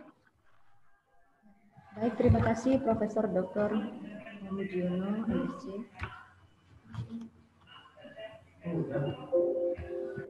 Selanjutnya kita masuk pada narasumber kita yang keempat, yaitu dari Bapak Profesor Dr. Hoga Saragih, STMT. Namun sebelumnya saya akan membacakan singkat mengenai riwayat hidup beliau. Bapak Profesor Dr. Hoga Saragih, STMT adalah alumni dari Teknik Elektro S1 di UKRIDA Jakarta. Pada hari ini saya boleh berbangga hati karena beliau di UKRIDA dan saya juga alumni dari UKRIDA. Selamat bergabung Pak hari ini. Lalu yang kedua yaitu menamatkan pendidikan magister di Universitas Indonesia pada tahun 2001 dan yang ketiga yaitu menamatkan atau alumni dari Teknik Elektro Universitas Indonesia Depok untuk program pasca sarjana jurusan Teknik Elektro. Dan beberapa pengalaman kerja tentu sudah banyak sekali. Salah satunya yaitu di universitas ternama yang ada di Jakarta dan saat ini beliau sudah masih mengajar di Universitas Bekri untuk beberapa mata kuliah. Dan karya tulisnya juga sudah banyak dipublikasikan. Dan kita berharap melalui seminar ini beliau akan bisa memaparkan beberapa materi yang berkaitan dengan tema kita pada hari ini. Mari kita dengarkan bersama pemaparan materi dari Profesor Dr. Hoga Saragih, STMT, kepada beliau. Terima kasih, moderator Sri Florina Lawrence Jagato. Terima kasih banyak. Rupanya sama-sama alumni UKRIDA nih kita. Terima kasih. Ya, yang terhormat ya, Bapak Menteri Keuangan, Wakil Menteri ya, Keuangan, yaitu Bapak Prof. Suhasil Nazara, PhD, ya. Yang terhormat Koordinator STKIP, STIE, STIH Nia Selatan, Dr. Sitasi Jagato, MA. Yang terhormat juga Bapak Dr. Insinyur Wendy Usiono, ya. Rektor Budi Luhur ya. Yang terhormat Prof. Mujiono, dan yang terhormat juga dosen-dosen dan juga semua sahabat-sahabat, rekan-rekan, mahasiswa-mahasiswi ya. Jadi sebenarnya yang saya mau sampaikan di sini memang Merdeka Belajar ini masih baru ya. Jadi memang masih banyak yang harus diperhatikan. Sebenarnya intinya adalah Merdeka Belajar ini bentuknya itu adalah kerjasama. Ya, jadi kerjasama antara kampus ya, sekolah tinggi, universitas dengan berbagai macam kita katakan perusahaan, lembaga, organisasi ya. Kemudian juga kerjasama yang bisa dibuat dalam bentuk kearifan lokal ya. Jadi ini sangat bagus judulnya ini ya. Jadi memang kerjasama ini kenapa harus ada kerjasama gitu ya? Memang kerjasama ini bisa kita katakan bahwa selama ini kampus itu, universitas ya, memang sudah memberikan ilmu kepada mahasiswanya. Nah, sekaranglah waktunya dengan adanya Mas Menteri ya, itu diberikan kata-kata merdeka ya. Jadi maksudnya merdeka di sini adalah bisa melakukan kerjasama ya dengan berbagai tempat kegiatan dengan berbagai orang ya. Artinya apa? Artinya bahwa selama ini kampus itu hanya kita katakan apa ya, kalau bisa dikatakan itu memberikan ilmu, kemudian mahasiswanya mendapatkan ilmu ya. Nah, sekaranglah waktunya harus ada bekerja sama seperti itu ya. Jadi kalau kita katakan ilmu ya itu bekerja sama ya dengan kita katakan misalnya kita tindakan yang akan kita lakukan pekerjaan di masyarakat, maka itu akan membuat kampus tadi itu lebih sempurna. Nah, seperti itu tujuannya ya. Jadi misalnya kita lihat di sekitar kita ya, banyak masyarakat yang membutuhkan misalnya volunteer ya, membutuhkan bantuan tenaga ya. Nah, terutama kita lihat sekarang ini bagaimana ya dari lembaga antar lembaga itu melakukan kerjasama ya. Makanya ada ABG akademik ya, kemudian bisnis ya, kemudian government. Ya, nah nanti bukan hanya kampus saja yang mengeluarkan nilai, tapi yang mengeluarkan nilai itu adalah lembaga-lembaga yang diajak kerjasama. Ya, nah bagaimana menilainya itu sehingga teman-teman nanti bisa bisa kita katakan tadi itu penilaiannya itu adalah dari ketika melakukan pekerjaan yang disukai atau tadi dikatakan misalnya hobi dan sebagainya ya yang disesuaikan dengan mata kuliahnya ya, dan itu juga harus ada pembimbing dosennya ya. Jadi memang ini harus antar lembaga dulu dibereskan supaya kerjasama dengan pihak-pihak yang ada di sekitar kita katakan sekitar kita itu bisa melakukan sebuah tindakan-tindakan yang bisa menolong ataupun membutuhkan pertolongan, kita ada di sana seperti itu ya. Jadi memang ini sudah lama yang diinginkan oleh masyarakat, yaitu kampus turun ya, kampus untuk turun tangan membantu, menolong, kampus menolong nelayan, ya, kampus menolong rumah sakit, kampus menolong Jadi ini yang sebenarnya ditunggu-tunggu, ya. Jadi kemerdekaan kampus itulah yang disebut ini kita lepas, bebas, merdeka. Ya, jadi selama ini belum ini ya, karena belum ada kerjasama tadi, ya. Oleh sebab itu, ini adalah suatu momen yang paling bagus, ya. Artinya bahwa mahasiswa itu diberikan, ya, sebagai contoh tadi misalnya kita katakan tuh satu semester kan rata-rata 20 SKS, ya. Nah, tapi kalau itu sudah ada kerjasama dengan lembaga-lembaga di daerah-daerah setempat.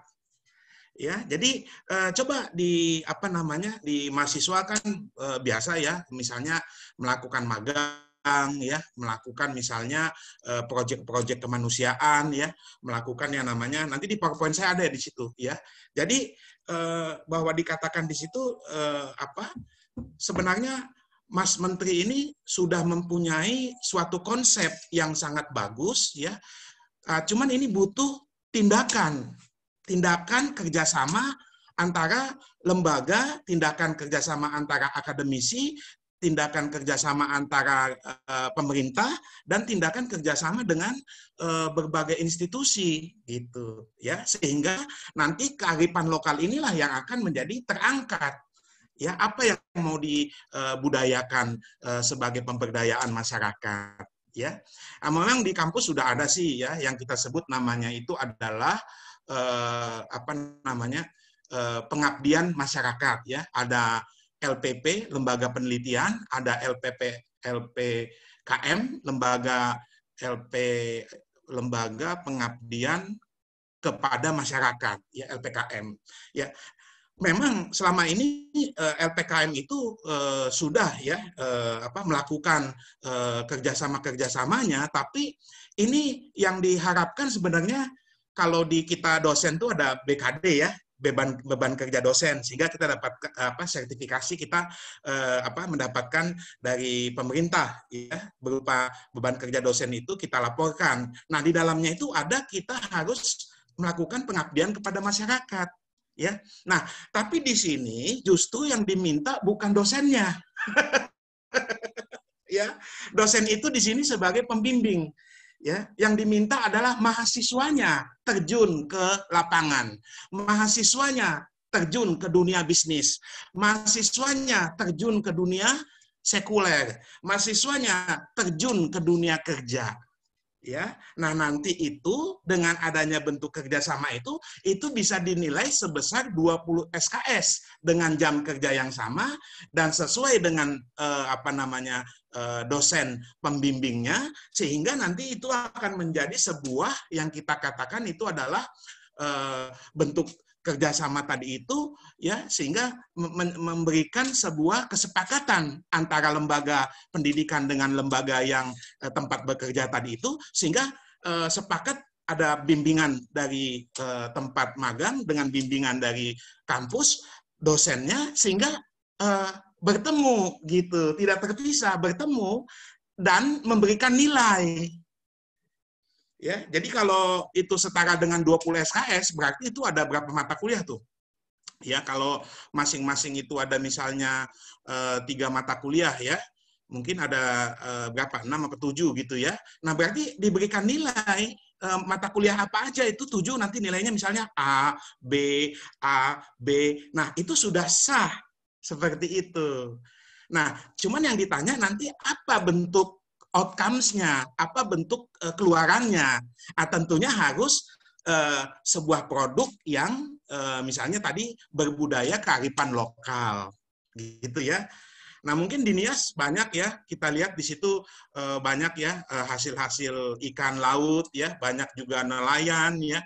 Di sana juga banyak juga ada pertanian atau budaya tadi ya, diceritakan oleh sahabat saya tadi Pak itu lompat batu misalnya ya, mungkin itu bisa diangkat sebagai sebuah wacana dan kerjasama ya. Nah, yang ini yang perlu kita terapkan gitu. Jadi diharapkan di sini sebenarnya peran daripada mahasiswanya ya, peran mahasiswanya untuk menghubungi berbagai mungkin lembaga ataupun pemerintah, sehingga nanti kampus akan mengeluarkan suratnya. Ya, suratnya itu mungkin dalam bentuk kita katakan tadi dikeluarkan secara antar lembaga ya, sehingga ini yang masih yang kita katakan bahwa masih memang dikatakan Mas Menteri itu jangan lagi dah ya itu menjadi ini ya, tapi itu salah satunya ya contoh akreditasi ya, sudah itu merdeka ya, artinya bahwa kalau memang akreditasinya sudah ya silakan berjalan saja ya, tapi kalau nanti mau direakreditasi ya itu pengajuannya dia sendiri ya, jadi udah merdeka gitu. Jadi tidak lagi dibebani, kampus-kampus tidak lagi dibebani oleh masalah-masalah dokumentasi. Seperti itu ya. Nah, demikian juga sekarang ya, mahasiswa merdeka juga. Merdeka dalam arti bahwa mahasiswa diperbolehkan bekerja sama dengan ya tempat-tempat atau tadi banyak ya dikasih contoh dari Universitas Budi Luhur ya. Kemudian juga tadi ada beberapa disampaikan ya bahwa memang seperti itulah ya akhirnya yang disebut kita ini merdeka belajar gitu loh. Karena selama ini kan kita dikukung oleh diikat oleh keterikatan yang namanya kita katakan bahwa kita itu mau ke sana ke sini kayaknya aduh gimana nih ya. Dulu memang ada kurikulum, ada kita katakan bahan ajar ya, ada, tapi sekarang justru dengan zaman yang seperti ini semua informasi sudah terbuka. Ya, semua informasi sudah terbuka ya.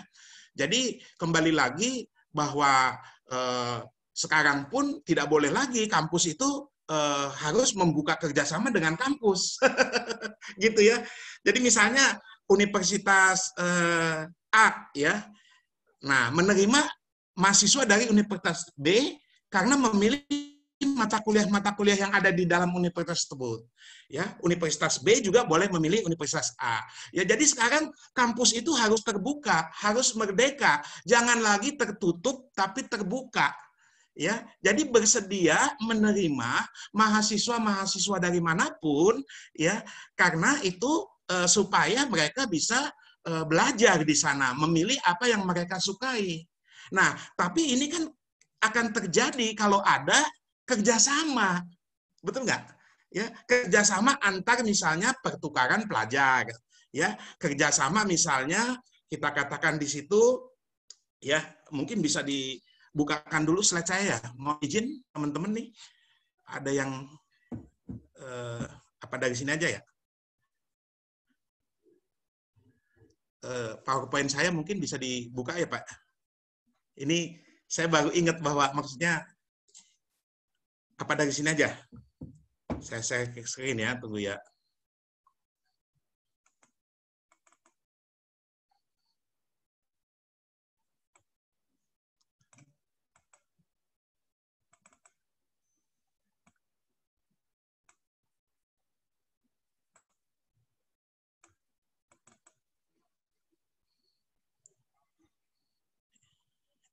Ini sudah kelihatan, mohon izin.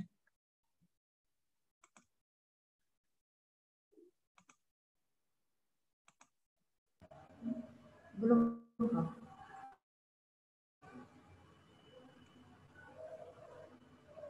Ini kelihatan? Udah kelihatan? Belum, Prof. Masih belum, Prof. Masih belum. Kelihatan, Prof. Hah? Kelihatan? Iya, kelihatan, Prof. Udah kelihatan? Ya. Kelihatan ya? Belum, Prof. Ini?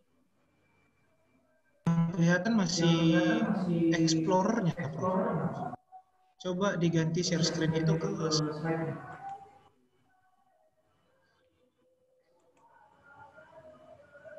Ini kali ya? Udah kelihatan? Udah, Prof. Udah ya? Ini udah berganti? Sudah kelihatan, Prof. Oke. Udah berganti kan? Berganti slide-nya? Ya, berganti. Ya, slide-nya berganti ya? Iya, Prof. Berganti. Oke. Jadi ini gini ya, ini kan bahwa sekali lagi ini ya, apa namanya, transformasi ini digital ya, mengguncang dunia industri ya. Bahwa dulu menggunakan revolusi pertama itu mesin uap ya. Kemudian ini tunggu ya, mesin uap, tenaga listrik ya, dan seterusnya ya.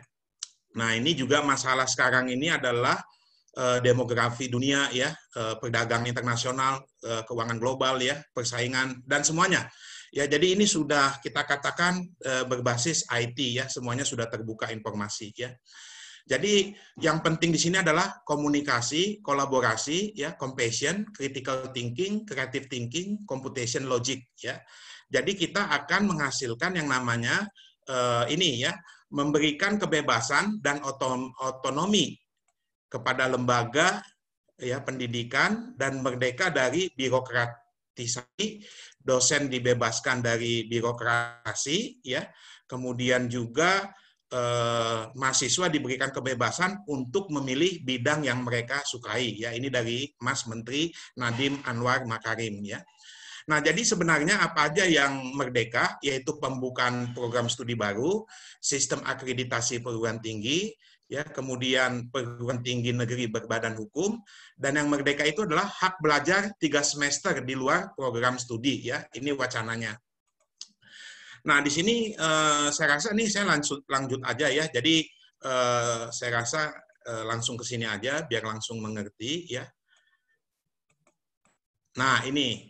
Jadi misalnya kita ada tadi 8 ya, pertukaran pelajar, magang, praktik kerja, asistensi mengajar, penelitian, proyek kemanusiaan, ya, kemudian studi proyek independen, membangun desa, pertukaran pelajar itu. Nih ya. Jadi kalau pertukaran pelajar itu gimana? Jadi mahasiswa mendaftar, diseleksi pesertanya, kemudian ada pertukaran pelajar, situ ya, kelihatan di sini. Ya. Kelihatan kan teman-teman ya? Kemudian evaluasi ya, kelihatan nilai. Nah, di sini kita bisa lihat ya bahwa memang kita katakan di situ ya, bahwa memang dikatakan di situ perguruan tinggi melaporkan pengakuan SKS, ya. Jadi ada rekognisi pertukaran pelajar dengan lembaga atau kampus yang memang sudah ada kerjasamanya, ya, seperti itu. Jadi misalnya lagi magang, ya, magang. Ini kita lihat mahasiswa daftar dulu magang, ya, kemudian diseleksi administratif. Ya, magang kerja 1 atau 2 semester setara dengan 20 atau 40 SKS, berarti sekitar 6 bulan atau 1 tahun. Nah, penilaian dilakukan oleh apa? Dosen pembimbing dan perguruan tinggi yang ada kerjasama, ya, dengan pembimbing industri juga. Nanti dapat sertifikat industri, ya. Kemudian nilainya juga dapat nih mahasiswa. Ada konversi nilai dan pengakuan SKS perguruan tinggi input dalam kartu hasil studi, ya. Jadi KHS-nya itu dikasih nilai, ya. Kemudian perguruan tinggi melaporkan pengakuan SKS formasi magang ini ke laporan PD Dikti, ya, seperti itu. Nah, apalagi misalnya asistensi mengajar, ya, asistensi mengajar ini bisa teman-teman yang mau mengajar di pendidikan sekolah dasar, menengah, ya, karena kan nih masih banyak ya sekarang sekolah-sekolah butuh nih mahasiswa-mahasiswa untuk bantu nih sekolah-sekolah gitu ya. Nah, caranya gimana? Ini mahasiswa daftar dulu, mendaftar mata kuliah di KRS. Terus ada pembekalan. Sebelum diberangkatkan, ya, mahasiswa diberikan pembekalan oleh dosen. Kemudian itu dilakukan mempersiapkan rencana kegiatan apa aja yang mau dilakukan. Nah, kemudian kolaborasi nih dengan pendidikan, ya, program yang selama di satuan pendidikan, sehingga mengajar di SD, SMP, ya, yang sudah direncanakan. Nah, nanti di situ kelihatan nih bahwa teman-teman, ya, itu ada di sini dikatakan penilaian akhir, ya. Jadi selalu ujung-ujungnya ada dosen pembimbing, ya, dari kampus bersama guru yang di SD, SMP, SMA ini melakukan suatu pendidikan yang namanya mitra, ya, atau kerjasama. Nah, sehingga nanti nilainya keluar nih, ya, KHS-nya. Jadi prodi melakukan konversi nilai pengakuan SKS terhadap hasil tadi, ya, dosen dengan gurunya. Kemudian lapor, ya, Kemendikbud menyediakan ini juga, ya, apa namanya, apa kebutuhannya dan sebagainya, kompetensi mata pelajaran dan jumlahnya, ya. Nah, penelitian, ya, jadi magang di penelitian. Jadi mahasiswa, ya, yang sudah memenuhi ketentuan persyaratan penelitian, kemudian mendaftar ke lembaga penelitian, ya. 2 menit lagi. Oke, siap. 2 menit lagi, ya. Nah, jadi inilah nanti bisa dibagi nih ke teman-teman, ya. Jadi inilah tahapan-tahapan kalau untuk misalnya nih satu lagi pelaksanaan mahasiswa, yaitu proyek kemanusiaan. Nah, ada organisasi resminya, kemudian ada tanggap darurat atau dan sebagainya, proyek kemanusiaan, ya, kemudian penilaian. Nah, nanti rekognisi dengan proyek kemanusiaan tadi sehingga dapat nilai, ya. Nih lapor lagi ke Dikti gitu. Ya, jadi ini semua masih konsep, ya. Jadi konsep ini kita katakan bagaimana membangun desa, ya, bagaimana studi project independent, ya, kemudian bagaimana dan sebagainya seperti itu tadi. Oke, saya rasa demikian, ya. Karena waktu, ya, saya rasa saya serahkan kepada moderator, ya, nanti kalau tanya jawab aja. Terima kasih. Baik, terima kasih kepada Profesor Dr. Hoga Saragi STMT yang telah memaparkan materi. Dan di sini sudah ada pertanyaan kembali kepada kedua narasumber yang baru selesai menyampaikan materi kita pada sore hari ini. Pertanyaannya hampir mirip juga dari Zoom maupun dari YouTube channel. Pertanyaannya adalah Kampus Merdeka tentu dipengaruhi salah satunya faktor zonasi. Dan zona Kolombia saat ini bisa dikatakan adalah daerah 3T yang serba terbatas, baik dari segi SDM maupun SDA-nya. Dan pertanyaannya adalah bagaimana mahasiswa mewujudkan kampus merdeka berbasis kearifan lokal? Apa yang harus dilakukan, baik dari sisi mahasiswa maupun dari kesiapan perguruan tinggi? Demikian pertanyaannya. Mungkin yang pertama bisa tanggapi langsung dari Bapak Profesor Mujiono dan nanti ditambahkan lagi oleh Bapak Profesor Hoga Saragi. Terima kasih. Baik, terima kasih pertanyaannya. Dari pertanyaan adalah kampus Merdeka dimulai dari zonasi yang serba terbatas. Itu memang betul. Jadi memang setiap zona, setiap daerah itu mempunyai kelebihan dan kekurangan sendiri, dan khususnya untuk daerah tentu ya mungkin ada keterbatasan, sehingga sesuai dengan arahan dari Mendikbud bahwa 3 semester itu ya disesuaikan dengan daerahnya masing-masing gitu. Kemudian yang sisanya sekian semester mau ambil 1 dan sebagainya, nah itu disesuaikan dengan jurusannya masing-masing. Nah, 3 semester itulah yang disesuaikan dengan daerahnya masing-masing. Apa yang diperlukan di daerah itu, kemudian perguruan tinggi membuat suatu jadwal apa saja yang bisa mereka ambil. Mungkin ngambil mata kuliah di perguruan tinggi, mungkin juga langsung ada kuliah kerja di tempat yang diinginkan oleh mahasiswa itu sendiri, sehingga laporannya itu yang memang sesuai dengan apa yang didapatkan di tempat kerjanya itu. Ya, saya kira itu sesuai dengan pertanyaan tadi, Pak. Selanjutnya kepada Prof. Hoga Saragi, kami silakan. Maaf Kak, tadi pertanyaannya, maaf Kak.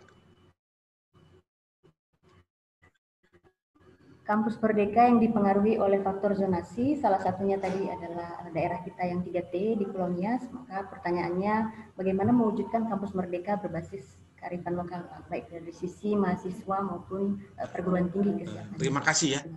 Memang keterbatasan ini ya yang membuat kita ada yang bisa kita buat kerjasama, ada juga yang tidak bisa dibuat kerjasama ya. Jadi keterbatasan inilah yang membuat kita sebenarnya inginnya kita kan supaya mahasiswa itu berkreatif ya, berkreativitas, kemudian juga bisa mendapatkan experiential learning, pengalaman juga di dunia kerja ya, bagaimana dia bisa juga bekerja sama dengan teman-teman timnya gitu ya. Nah, oleh sebab itu memang saya bilang harusnya ya keterbatasan zona-zona tadi itu harusnya dibukakan ya, terutama kepada pemerintah daerah ya. Maksudnya tuh ada lembaga-lembaga daerah yang di Nias ya. Misalnya kalau di bidang Kementerian Kesehatan ya, Kementerian Kominfo ya, kementerian yang ada di Nias itu harusnya membuka tangan atau membuka diri secara terbuka lebar-lebar ya terhadap mahasiswa-mahasiswa yang mau di sana mendapatkan pengalaman begitu ya. Jadi kalau menurut saya harus memang ini ada orang yang menerobos ya. Karena kalau dari sisi level atas ya, menteri itu sudah membuka belenggu-belenggu itu ya. Sudah membuka batasan-batasan itu. Ibaratnya nih pintu-pintu gembok-gemboknya udah dibukain nih sama menteri gitu. Cuman begitu nanti datang ke lapangan ya, ini memang kan kembali lagi ada keterbatasan-keterbatasan dalam setiap zona daerah ya. Menurut saya kearifan lokal di Nias itu mungkin bisa juga dimulai dari tadi ya yang dikatakan yang sudah ada itu diberdayakan ya. Jadi kalau istilah tadi apa yang ada itu aja dulu coba diungkapkan, diberdayakan sehingga itu bisa menjadi sebuah pemberdayaan gitu ya. Mungkin dari saya itu dulu kali ya. Baik, ya, Prof. terima kasih. Ya, baik, Prof. Mungkin pertanyaannya kalau mengerucut dimulai dari mana, Prof? Apakah dari masyarakat Pulau Nias atau dari penggeraknya, misalnya tenaga pendidiknya, ya, atau pemerintah daerahnya seperti apa? Iya, kalau saya dulu gitu juga ya. Sebelum saya saya kan waktu itu sudah mendapatkan itu ya guru besar dan profesor. Cuman setelah itu saya juga saya diikutkan lomba, ya, diikutkan lomba. Pada saat lomba itu saya ditanya, buat apa kamu jadi dosen? Kenapa kamu jadi dosen? passion kamu apa sebagai dosen? Saya hampir sedih saya di situ ya, karena saya sudah 10 tahunan lebih mengajar, mengabdi, meneliti, tapi ketika diikutkan Mbak dosen setelah saya menjadi profesor itu kok ditanya gitu ya. Akhirnya saya berpikir dalam diri saya sendiri, mulai dari diri sendiri, kenapa ya? Buat apa saya dosen? Kenapa saya jadi dosen? Akhirnya tercetus saya sebuah, disitulah saya bilang sebuah apa ya, kayak apa, titik puncak saya untuk saya menemukan jati diri saya. Ya, akhirnya saya mengatakan, saya waktu mahasiswa ditolong dosen. S1 saya dibimbing dosen, S2 saya ditolong dosen, S3 juga ada promotor, kopromotor menolong saya, sehingga saya jadi profesor juga sama ya, ada apa namanya, pembinaan dan sebagainya. Nah, akhirnya saya bilang karena saya ditolong orang, saya harus menolong orang. Jadi selama saya jadi profesor, saya harus menghasilkan 10 profesor baru, ya, 10 profesor baru, 100 S2 baru. Saya harus menghasilkan 1000 S3 baru, ya, S2 baru dan 10.000 S1 baru. Ya, akhirnya saya mulai dari diri saya sendiri waktu itu, karena saya diikutkan lomba dosen terbaik. Ya, nah waktu ditanya para juri, kenapa kamu jadi dosen? Buat apa kamu jadi dosen? Ya, apa passion kamu sebagai dosen? Akhirnya saya berpikir, saya jadi dosen ditolong oleh orang lain, berarti saya harus menolong orang lain, saya harus menolong mahasiswa, berarti saya harus menolong mahasiswa, saya harus menghasilkan, selama saya jadi profesor, saya harus menghasilkan 10 profesor baru. Ya, saya harus menghasilkan 100 doktor baru, saya harus menghasilkan 1000 S2 baru, saya harus menghasilkan 10.000 S1 baru. Ya, jadi mungkin mahasiswa-mahasiswa juga bisa seperti itu juga ya, mulai dari diri sendiri aja. Ya, nah cuman saya terus terang aja bisa muncul ide itu dari mana Pak Oga? Ketika saya diikutkan lomba-lomba itu, lomba dosen terbaik. Ya, jadi saran saya lebih baik banyak-banyak ikut lomba-lomba.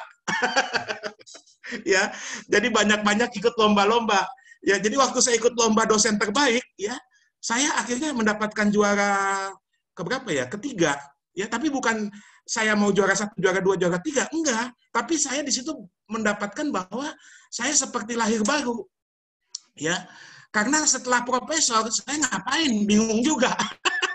Ya kan? Karena pencapaian tertinggi dari sebuah kalau ABRI jenderal, ya, kalau pendidikan profesor, ngapain lagi? Coba, udah profesor, ya kan? Tapi ketika saya ikut lomba, di situ saya mulai terbuka, ya. Berarti kalau saya sudah profesor, saya harus bermanfaat buat orang lain, ya kan? Bukan berarti udah profesor saya istilahnya ya santai-santai, nggak boleh. Justru kalau dari lomba itu saya langsung dapat sebuah inspirasi baru. Berarti selama hidup saya, selama saya jadi profesor, saya harus menghasilkan 10 profesor baru. Saya harus menghasilkan 100 dokter baru. Saya harus menghasilkan 1000 S2 baru. Saya harus menghasilkan 10.000 S1 baru. Ya, jadi intinya mulai dari diri sendiri dulu. Dan ikut lomba-lomba, ya, lomba dosen terbaik, lomba mahasiswa terbaik. Ikutin lomba-lomba. Baik, terima kasih Prof. Oga.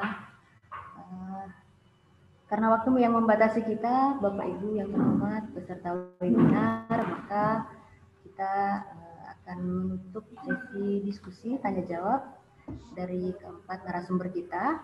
Namun sebelum saya mengakhiri untuk sesi pemaparan materi ini, saya menyimpulkan dari keempat narasumber kita hari ini yang mengusung tema Kampus Merdeka berbasis kearifan lokal, bahwasannya kita akan tetap menyambut Kampus Merdeka, meskipun sebenarnya di satu sisi kita ditawarkan banyak hal dalam konteks Merdeka Belajar ini, namun di sisi lain juga kita serba terbatas, baik itu SDA maupun SDM-nya. Namun kita yakin bahwa kearifan lokal ini mempunyai peranan strategis dalam memadukan kedua hal itu, yaitu Kampus Merdeka dan era pandemi new normal seperti saat ini. Sehingga kemerdekaan belajar dapat tetap kita laksanakan meskipun terbatas seperti era pandemi seperti COVID-19 saat ini. Baik, terima kasih. Terima kasih kepada para narasumber kami. Yang pertama dari Profesor Swahasil Nazara, PhD, yang tadi sudah menyampaikan sambutan di awal. Ibu Koordinator STKIP, STIE, STIH Nias Selatan, dalam hal ini Ibu Dr. Sitasi Zageta MA. Narasumber yang pertama adalah Bapak Dr. Martiman S. Sarumaha MPD. Narasumber berikutnya Bapak Dr. Insinyur Wendy Usino MSc MM. Terima kasih juga kepada Bapak Profesor Dr. Mujiono MSc dan Bapak Profesor Dr. Hoga Saragi STMT. Sekali lagi, ada balasan dari kami, kiranya materi yang sudah disampaikan hari ini dapat bermanfaat bagi seluruh peserta webinar pada hari ini. Terima kasih. Selamat sore.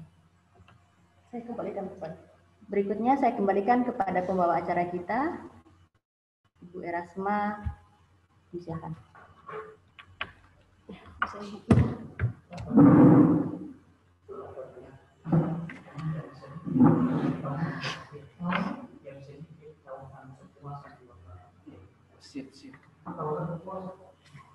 Baik, terima kasih kepada Ibu Sri Jageta yang sudah memandu kita, dan kami mengucapkan terima kasih kepada seluruh narasumber kami. Dan saat ini kita memasuki acara yang kelima, yaitu penyerahan e-sertifikat secara simbolis.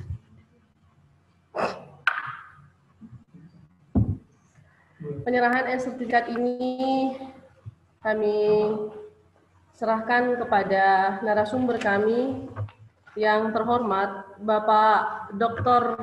Martiman S. Sarumaha MPD sebagai narasumber pertama, sebagai keynote speaker, dan kami menyerahkan e-sertifikat kepada yang terhormat Bapak Dr. Insinyur Wendy Usino MSc MM. Kami menyerahkan sertifikat kepada yang terhormat Bapak Profesor Mujiono MSc. Kami menyerahkan sertifikat kepada yang terhormat Bapak Profesor Dr. Hoga Saragi STMT. Berikutnya kami menyerahkan juga sertifikat secara simbolis kepada perwakilan peserta webinar pada hari ini atas nama Sylvester Selvin Bawa Minebi. Baik, demikian acara penyerahan e-sertifikat secara simbolis. Saat ini kita masuk ke acara yang ke-6, yaitu penyampaian pengumuman. Ada beberapa pengumuman yang akan kami sampaikan dari tempat ini, yaitu yang pertama, kami memohon kesediaan kepada seluruh peserta webinar pada hari ini untuk berkenan mengisi link presensi dan link kepuasan yang telah di-share di kolom chat pada Zoom atau di kolom komentar pada YouTube channel kami. Selanjutnya, kami juga memberitahukan bahwa e-sertifikat untuk webinar pada hari ini dapat diperoleh untuk semua peserta melalui link e-sertifikat yang kami bagikan dalam kolom chat atau kolom komentar pada YouTube channel kami.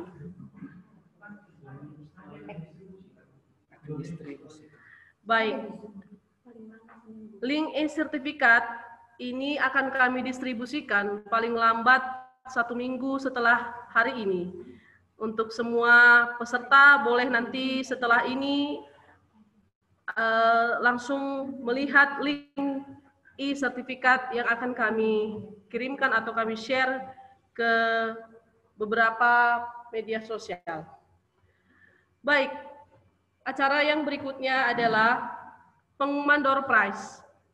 Sebagaimana acara yang sudah kita lalui bersama tadi, yaitu tanya jawab dengan narasumber kami, maka dalam hal ini panitia webinar menyediakan hadiah door prize untuk 5 orang yang beruntung. Hadiah ini kami berikan dalam bentuk pulsa senilai Rp50.000.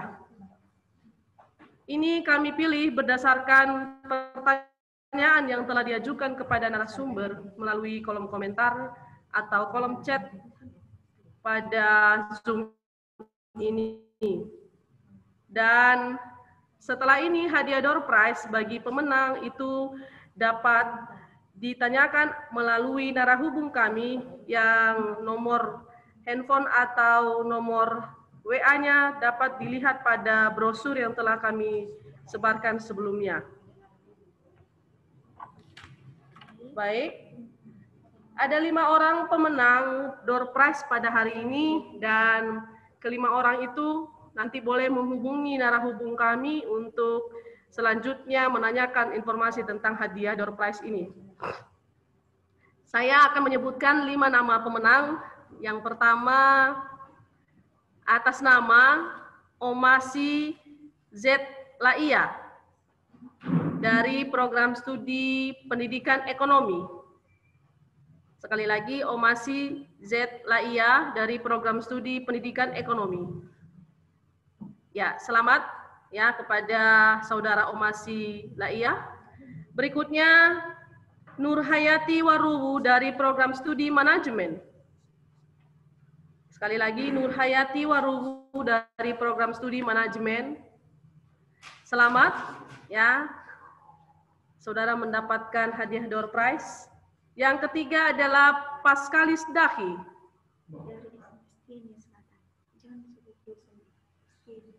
Paskalis Dahi dari STIE Nia Selatan. Selamat, kami sampaikan kepada pada Paskalis Dahi, semoga hadiah door prize ini dapat bermanfaat. Yang keempat, pemenang yang keempat adalah Yasita Gaurifa dari program studi PKN. Program studi pendidikan kewarganegaraan. Oke, dan yang terakhir adalah Sri Fidelti Woma dari program studi manajemen.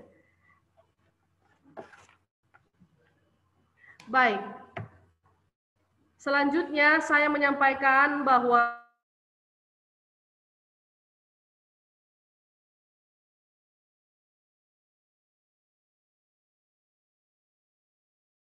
sudah men-share link materi di kolom komentar dan link ini sudah bisa di-download dan apabila ada yang memanfaatkan atau apabila ada yang membutuhkan materi dari narasumber kita pada hari ini, maka peserta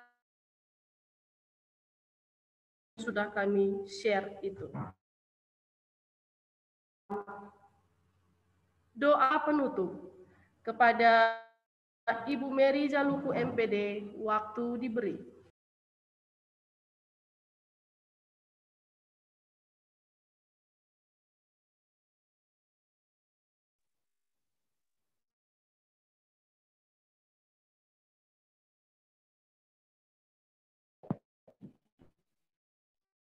Ibu, saudara-saudari,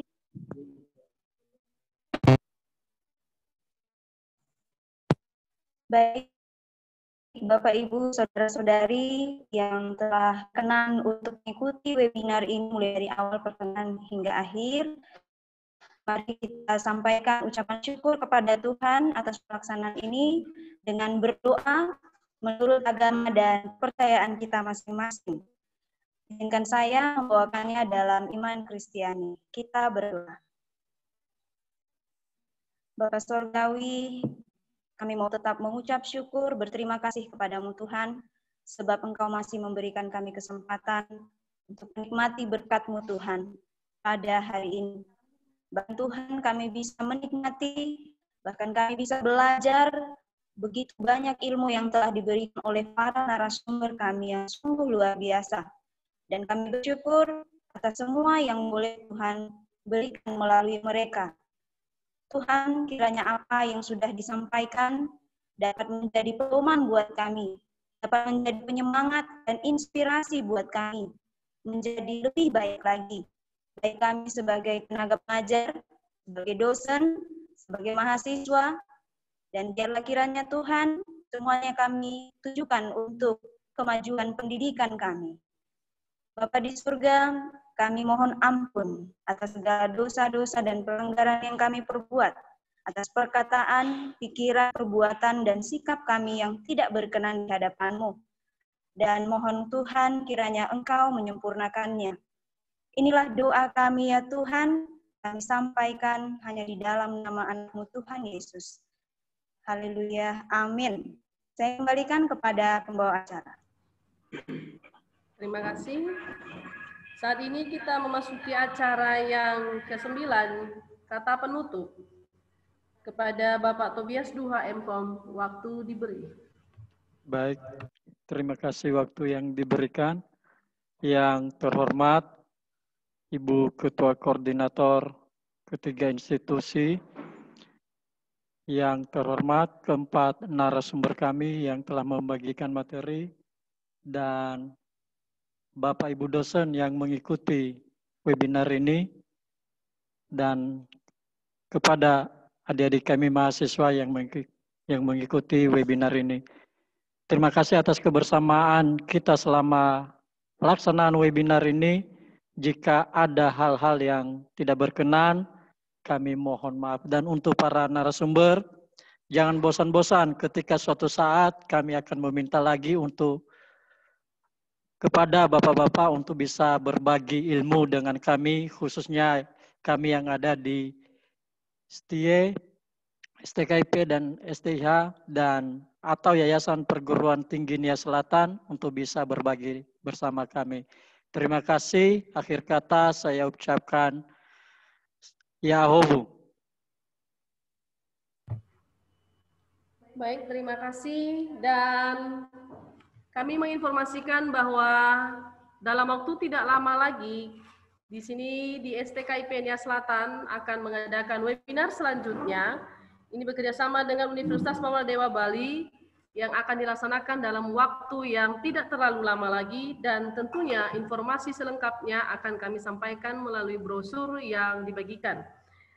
Terima kasih kepada semua narasumber kami, kepada seluruh panitia, semua pihak yang sudah mensponsori kegiatan webinar ini, dan kepada seluruh peserta yang telah berpartisipasi dalam kegiatan webinar ini. Semoga webinar hari ini memberikan manfaat untuk kita semua, dan sampai jumpa pada webinar selanjutnya. Yahowu, Shalom, Assalamualaikum warahmatullahi wabarakatuh. Kita sudah diperkenankan untuk bisa meninggalkan ruang Zoom. Terima kasih. Shalom. Terima kasih.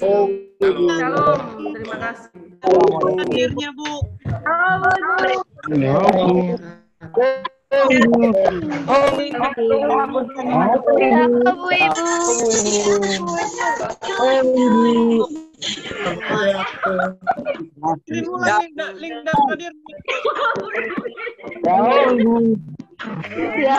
Ibu.